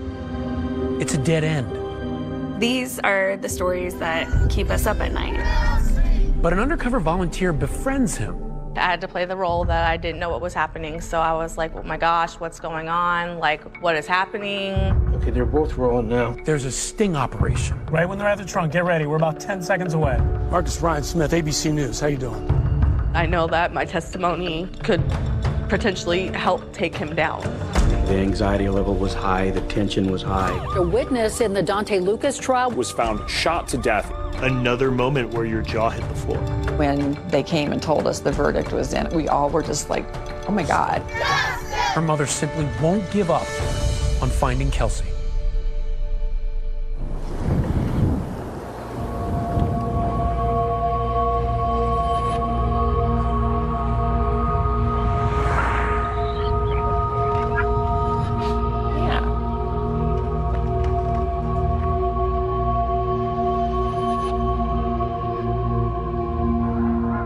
For nearly 2 years, Laura Saxton had been on a desperate search for answers about her daughter Kelsey, who suddenly disappeared in February of 2013. There will be a renewed search for clues in the case of Kelsey Schelling. Just through seeing Laura Saxton, the tears, the sadness, the frustration, it all came, rolling out. Many in Pueblo are not giving up on finding clues that could help find Kelsey Schelling. The relentlessness of this mother's search really struck a chord with so many people in Pueblo.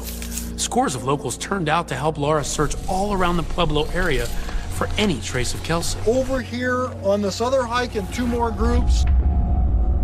The ride home is always really tough, going home empty-handed, emotionally and physically. Is it hard to keep hope?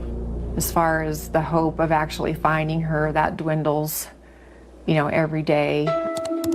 But then in October of 2015, nearly 2 years after Kelsey's disappearance, there's a shocking development. A mysterious message giving Laura hope comes through the Help Find Kelsey Facebook page.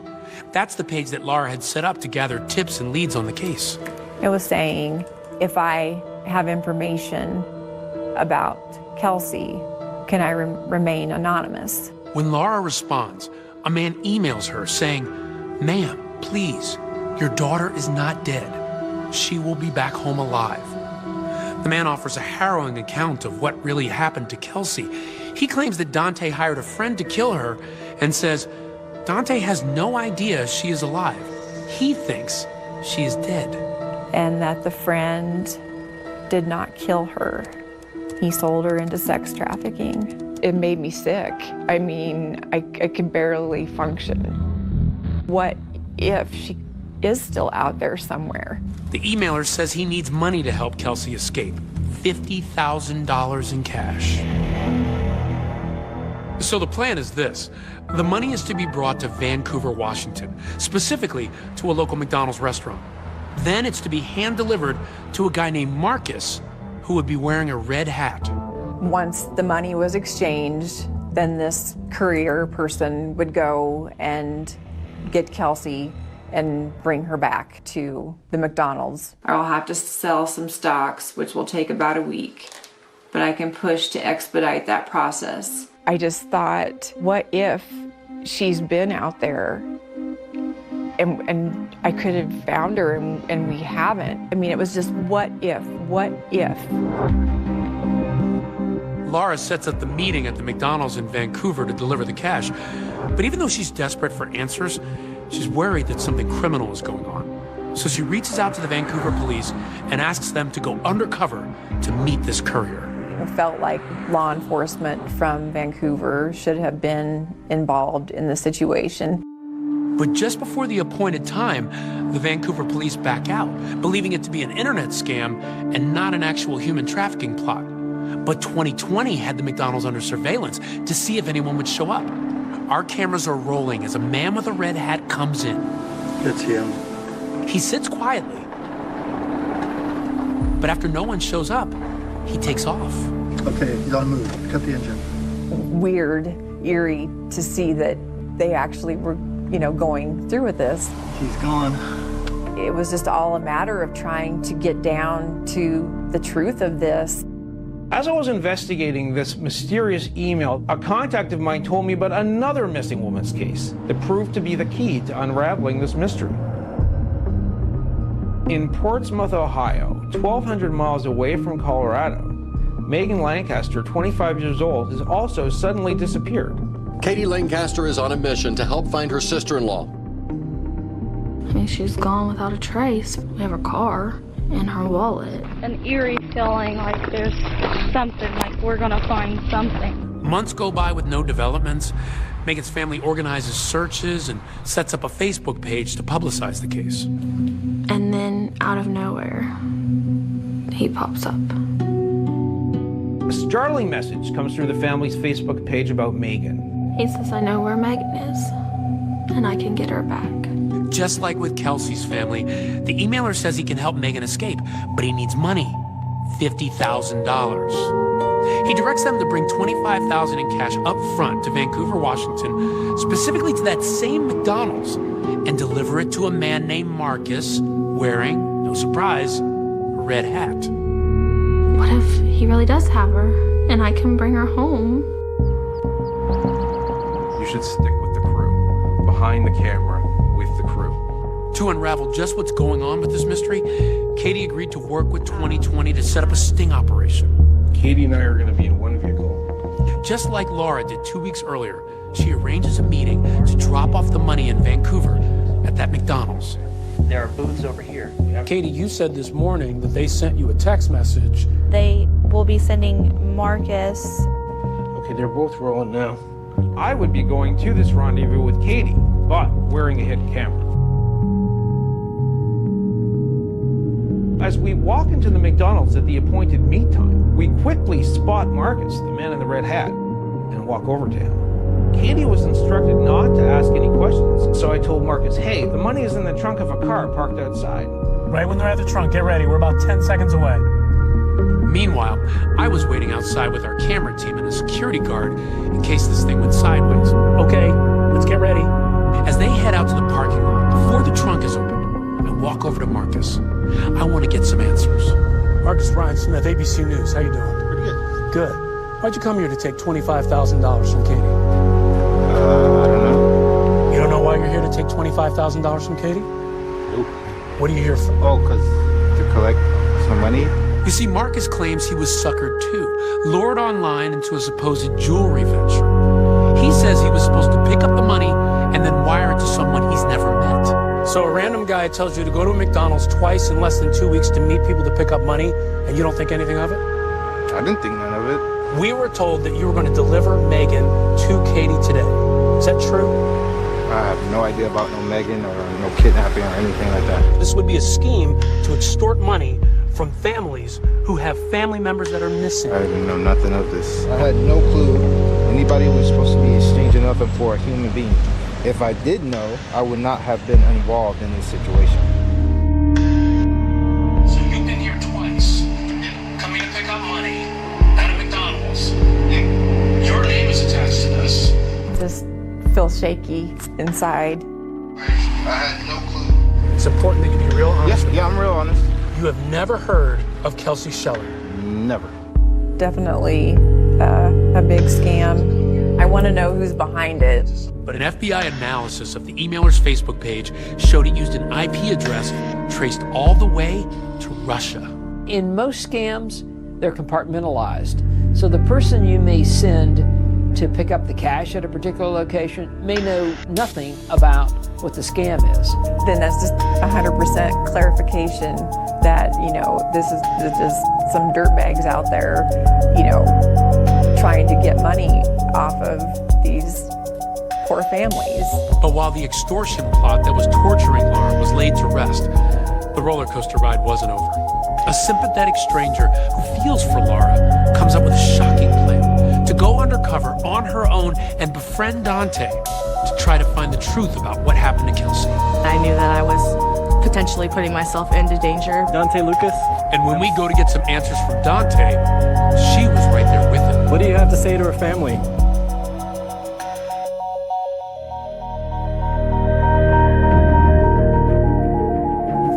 Even though Laura Saxton lives hundreds of miles away from Pueblo, Colorado, the news about her years-long crusade to find her missing daughter continued to resonate with folks living there.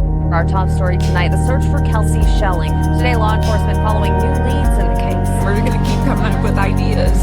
I mean, we're trying everything. I felt really heartbroken for her. As a mom, I couldn't even begin to fathom knowing that your child's out there.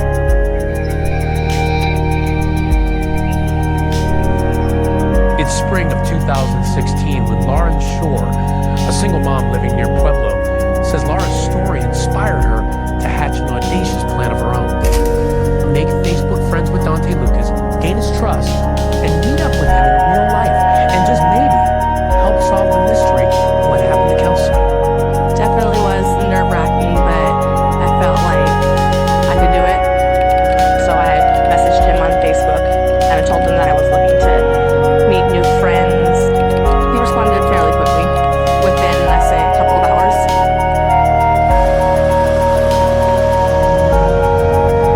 Lauren was eventually able to get Dante to meet her in person. When we shot this footage of Dante playing basketball in 2016, Lauren was there with him.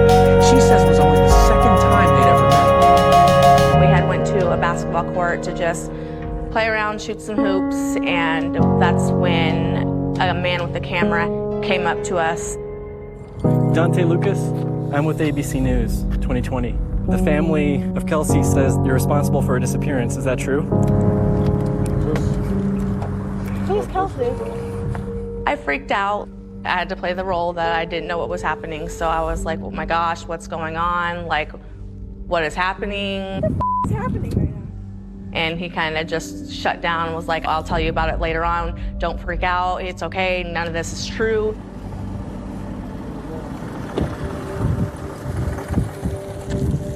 As the weeks go by, Lauren says she's able to develop a close relationship with Dante. We just hang around the family, watch movies, drink a little bit. He always smelt of alcohol. He comes off as very cocky, I feel like. He feels like he's just the man, and he can't do no wrong. Just as she'd planned, Lauren says she got Dante to open up, to trust her enough. The time finally seemed right to ask him about Kelsey. There was only a certain amount of period of time that he would talk about it. 1 minute, he had no involvement, he had nothing to do with it, and then he would just shut down and start crying hysterically and get really upset. But Lauren says something very unexpected happened with Dante. Her undercover relationship with him blossomed into romance. I felt like he did genuinely develop feelings for me and did genuinely fall in love with me. He has this way about him that makes you just feel so sorry for him. In the back of my mind, I always kept that he is potentially a murderer. Lauren says her relationship with Dante continued for about a year, but then something happened. There was an incident outside his house that made her realize she was in way over her head. He's like, I want you to marry me. And he showed me the ring, I took the ring. At that point, I was kind of like done, because I didn't want to get in any deeper than I had already gotten into. Despite all the efforts of this clandestine girlfriend, her work doesn't seem to be paying off, and the clock just keeps ticking for Laura Saxton. She's not any closer to knowing the truth about what happened to Kelsey. I wasn't happy at all with how things were going, and I mean, that's one big reason why I wanted to do the first story with you guys. Was I was hoping that that would somehow bring something out into the light. Tonight on 2020, when do you stop looking for a pregnant daughter who's vanished?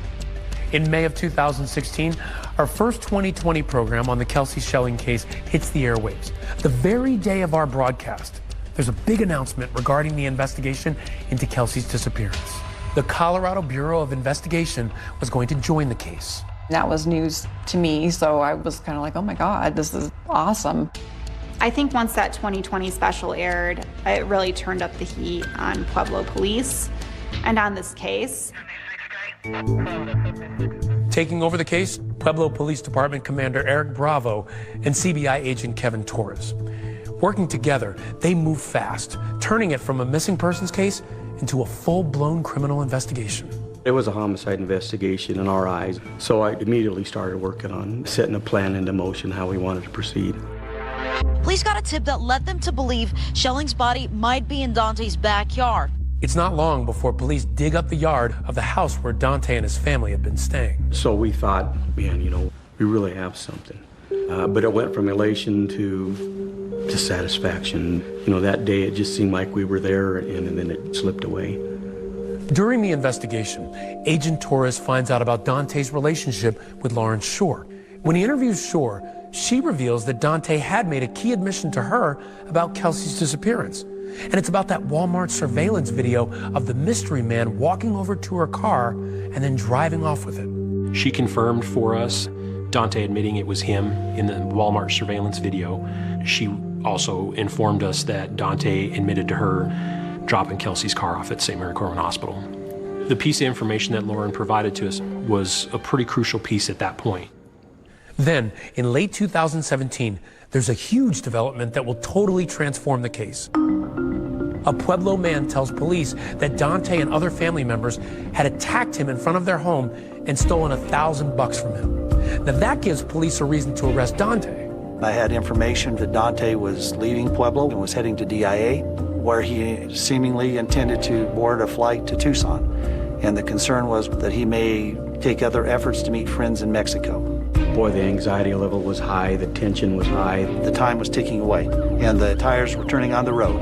And Dante was within 20 minutes of getting on a plane for Tucson, Arizona, when he was arrested.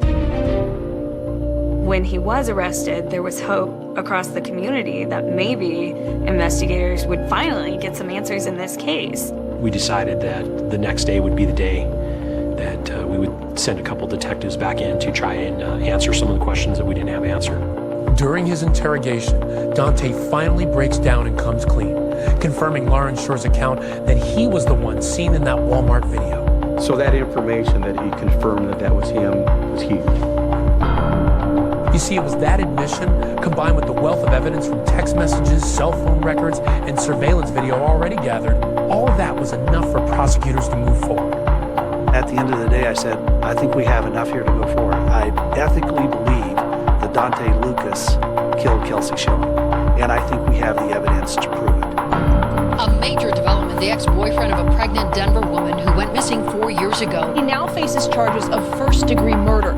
How were you thinking as his trial approached? Are you thinking justice will be done? I put a lot of things on hold because I just was, sure it was going to happen and, wanted to be ready to go. So after 8 years, Dante Lucas is finally in court, and the prosecution has a surprise witness. That just took the whole room's breath away. No one saw that coming.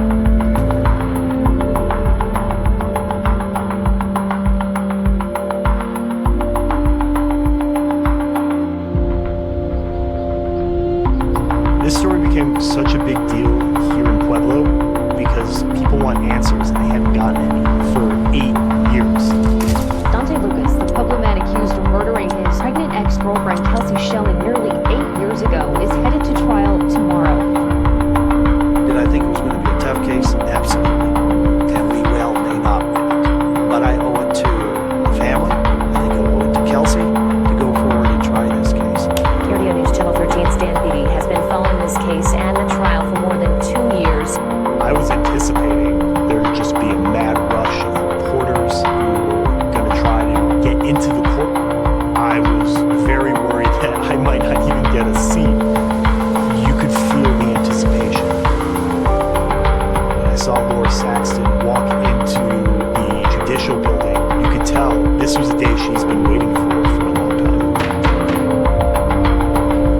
Denver 7's Liz Gilardi in Pueblo today for opening statements. Liz, you have been with this case every step of the way now for all these years. The prosecution simply started out and they said, this is not a missing persons case, this is a homicide case. The case that the prosecution was making right off the jump was, one, they were going to prove through text messages and surveillance video that Dante Lucas has to be the one responsible for Kelsey Schilling's death. These were two people in a relationship. Kelsey Schilling became pregnant. Dante Lucas didn't want to have a baby. And he made sure that didn't happen. I know that she had mentioned Kelsey Schilling's Chevy Cruze. The prosecution said this car tells a story, and they told the jurors that you will see Dante Lucas moving this car around Pueblo in the days after she went missing. The idea that someone can essentially disappear without a trace, I think is kind of a counterintuitive thought for people to have. Prosecutors think there's enough evidence to convict Lucas even without a body, but the defense disagrees. In the opening statements, the defense said this is a missing persons case. This has always been a missing persons case. They said there's no body, there's no evidence. Why should you believe that Dante Lucas killed her? They do not have a crime scene. They do not have a murder weapon. Today, the jury got a detailed look at some of the text messages exchanged between them. For the prosecutors, their goal was to show that those text messages show intent, show that Dante Lucas consistently lied, not only to investigators, but to Laura Saxton herself. What they refer to as his luring of Kelsey Schilling to Pueblo. The prosecution say that he lured her there to end her life. We know that that's his phone.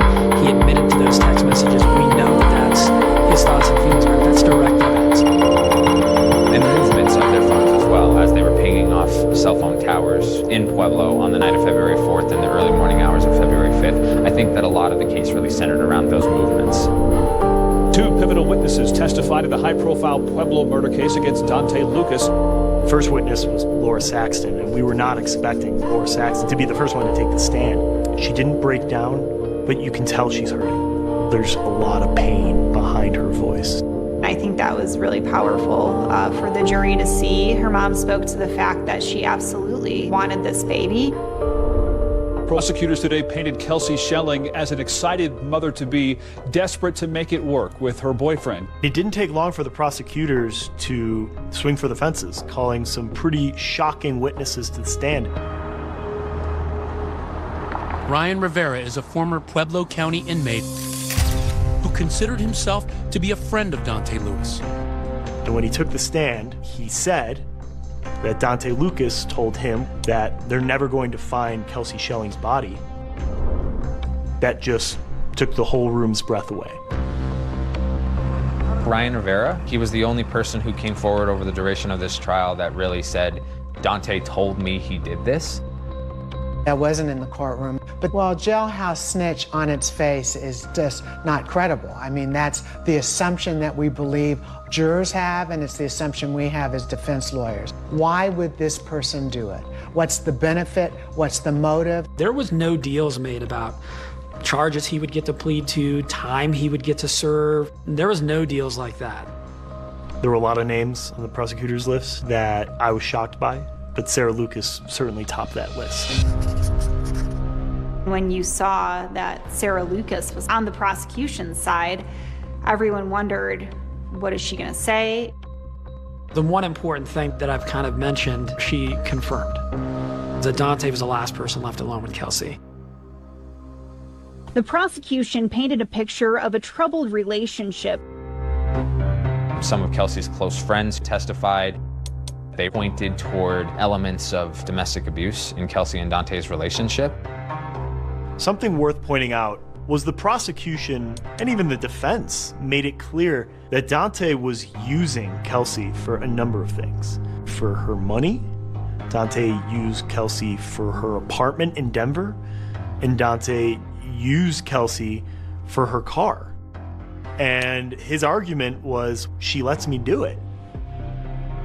The defense pushed the narrative that Kelsey Schelling popped pills, was an addict, that Kelsey, when she left Dante Lucas at the Southside Walmart here in Pueblo, that she was going to meet up with a drug dealer.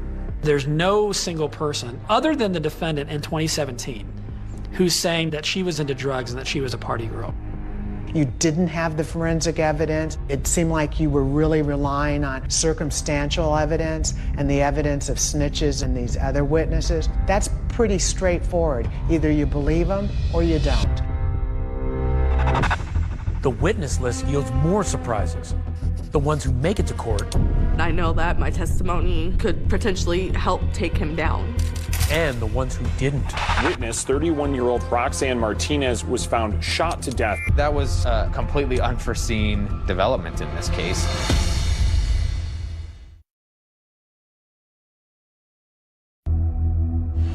Breaking on Denver 7, a key witness in the Kelsey Schelling murder trial found dead. That witness, 31-year-old Roxanne Martinez, was found shot to death in Denver last week. These are still very stunning developments. Roxanne Martinez, a witness for the prosecution, who was set to testify soon. That was just an absolutely, completely unforeseen development in this case.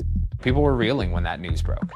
Denver police officers were called to a residential area in southeast Denver on a report of an unresponsive female who was lying in the roadway. We determined that that individual had been shot one time and died from that injury. Her dad is in shock, her mom, her stepmom. It's just tragic all the way around. I think when a witness in any major case turns up dead directly before they're set to testify, I think, of course, people are going to think, was she killed because she was going to testify? Denver police arrested a suspect in Martinez's killing, 29-year-old Emmanuel Chandler.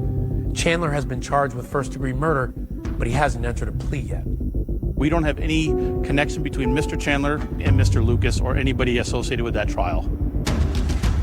Our concern was to make sure that people understood that while she was an endorsed witness, I couldn't comment on her testimony. Nobody knows what Roxanne Martinez was going to say on the stand for sure, with the exception of maybe the investigators who talked to her. But while prosecutors say they can't discuss what Roxanne Martinez would have said on the stand, 2020 has uncovered some revealing details about her. You see, back in March of 2016, a woman named Roxanne had reached out to Laura Saxton through that Help Find Kelsey Facebook page. Roxanne messaged that she used to date the guy Kelsey was pregnant with, and he told me what had happened and started crying. I'm instantly like mixed emotions, like, okay, are you going for the reward, or, you know, are you for real? When Laura asked, "Do you know where Kelsey is located?" Roxanne replied, "He told me everything. Yes, I do." Basically, her information sounded very good and very promising, and so we really wanted to meet with her. This mysterious woman agreed to meet Laura and her husband at a Mexican restaurant in Denver. We were actually on our way there, and I tried to reach her by phone to let her know we were coming. She said that she was in the hospital and couldn't meet us. That was kind of the extent of what I really remember. And then, you know, past that, then, you know, that was all turned over to law enforcement to look into further. Authorities say that woman was the same Roxanne who was killed during the trial. I can confirm that CBI followed up and interviewed her, that we did have her as an endorsed witness that we wanted to testify during trial. The thing that I'm steering clear from is I just don't want to talk about evidence that wasn't actually admitted during trial. Martinez's killing shakes up the trial and threatens to overshadow the testimony of another prosecution witness who had a remarkable story to tell. It's none other than Lauren Shore, that woman who befriended Dante as part of a plan to try to find out what happened to Kelsey. I know that my testimony could potentially help take him down, and that was realistically why I wanted to testify. Shore testifies about Dante's critical admission to her, that he was the mysterious figure seen picking up Kelsey's car after it sat overnight in a Walmart parking lot. I said, so that must have meant that you had dropped the car off at the hospital, correct? And that's when he said, yes, that was him that dropped the car off. When the defense cross-examined Shore, they attack her credibility and her motives, at one point characterizing her as a sex informant because she had a physical relationship with Dante. It's fair game, and if you're going to put yourself out there like she did and sleep with someone, the jury ought to know about that. You're having intimate conversations, and that casts a lot of suspicion on her as a witness. The sex informant part really bothered me because I wasn't having sex with Dante to get answers out of him. I was playing my part in a role as girlfriend. So to me, to be called such was really degrading. On the very last day of its case, the prosecution played an interrogation video of Dante confirming Shore's account. The clip that I played at the beginning of my closing was his phrase to detectives, "I lied from the jump. I moved the car." I wanted the jury to hear the defendant in his own words say, "I lied." When it's the defense's turn to present its case, they raise a lot of eyebrows in court. The defense didn't call a single witness to the stand. The defense immediately rested their case. And it was just another moment where your jaw hit the floor. The burden of proof is on the government. It's simply messaging in a very strong way to the jury, they haven't done it. It's not guilty. So it's a strong message. There was just really not a lot of hard forensic evidence to go off of. So as far as, you know, what evidence they put forth to court that was irrefutable, that Dante Lucas killed Kelsey Schelling, I never saw that. After a shocking final day of the trial, the jury was going to deliberate, and I had no idea what was going to happen at that point. I think everybody was just like holding their breath.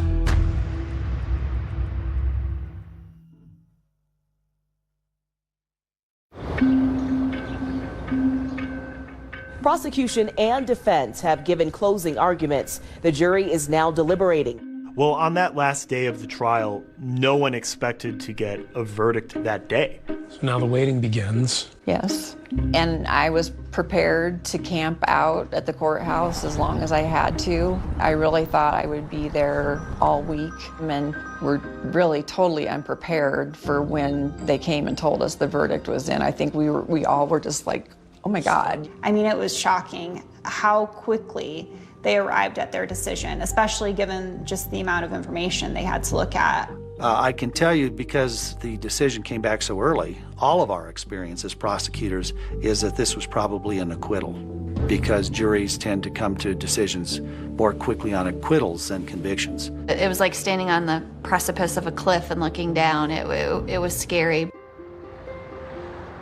It was a very tense atmosphere in the courthouse while everyone was waiting to hear what the verdict was. Even I was nervous, and I'm not affiliated with Kelsey Schelling's family at all. People were wondering, does that mean Dante Lucas is going to walk?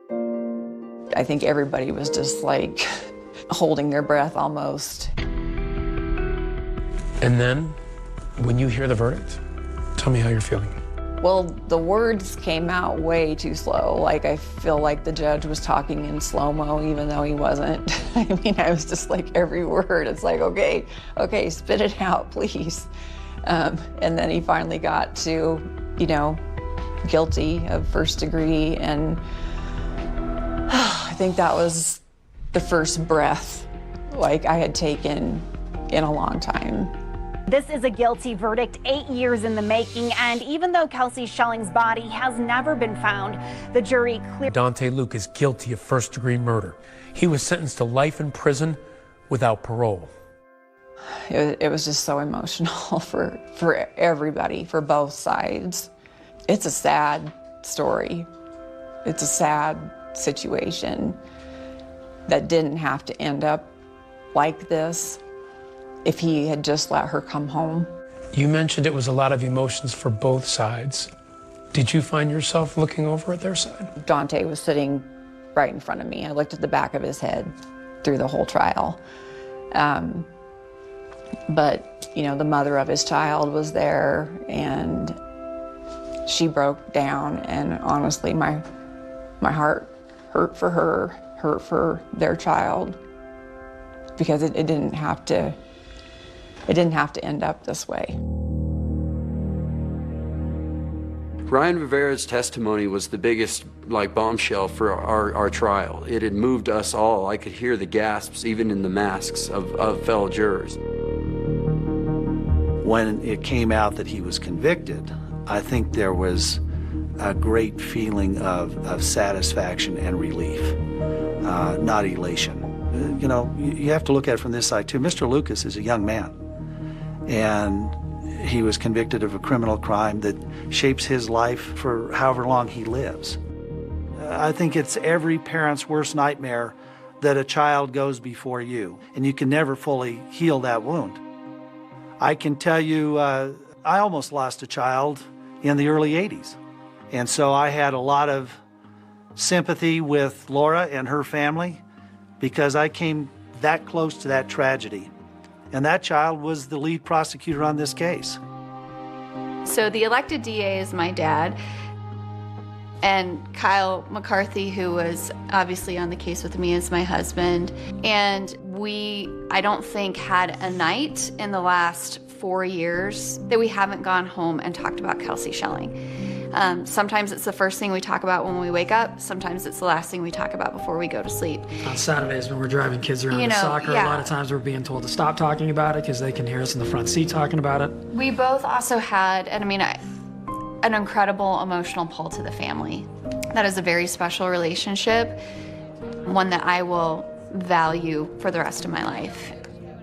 Well, I think, Michelle and Kyle with their closing, they're amazing. I don't even know what other words to use. The first things that she told the reporters outside of the courthouse after the guilty verdict, yes, she was happy, but she was still devastated. So we're very, very thankful for this outcome. But in the end, I didn't get Kelsey back. And what I wanted more than anything. So I feel like I didn't do something, I didn't push hard enough on something, or I didn't look enough on something to bring her home. That devastation isn't going anywhere. Like she said, she has to live with that forever. Her goal throughout all of this was to bring Kelsey home, give her a proper burial. So I know she had expressed that in some ways she felt like she had failed in her main mission. I think the investigative team has some ideas where she may rest. If that's where she is, that's just like the worst possibility to me.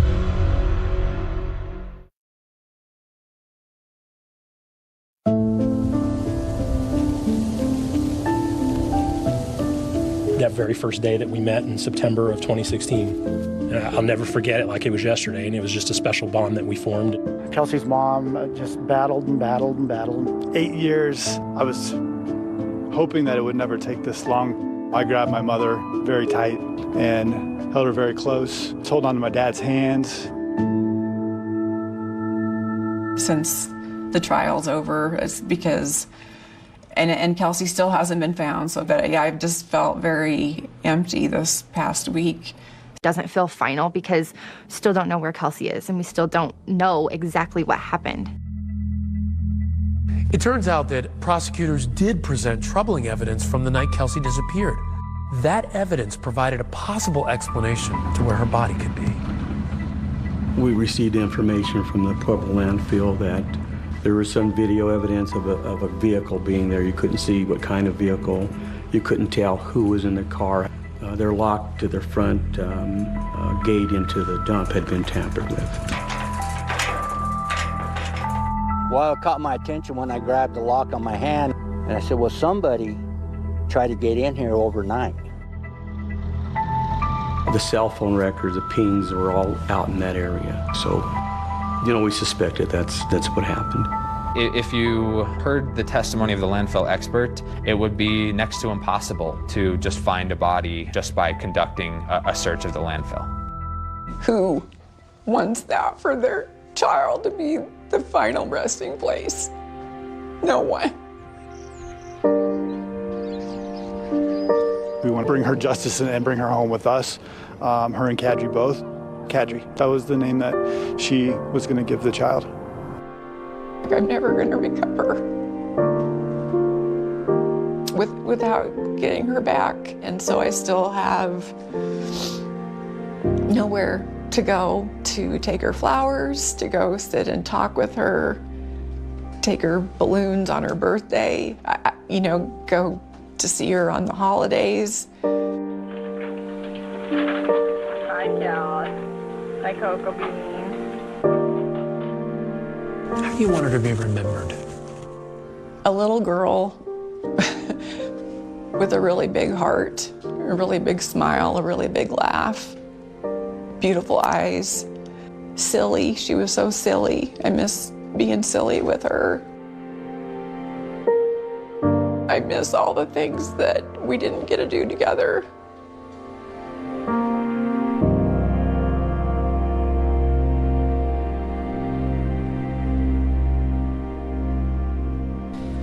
We've been covering this story for more than 5 years now, and as you can see, the heartbreak never really stops for Kelsey's mom and the entire Schelling family. And Dante Lucas's defense team declined to comment for our program, but it is likely they will file an appeal. In the meantime, that is 2020 for tonight. Thank you for watching. I'm David Muir. And I'm Amy Robach. For all of us here at ABC News, good night.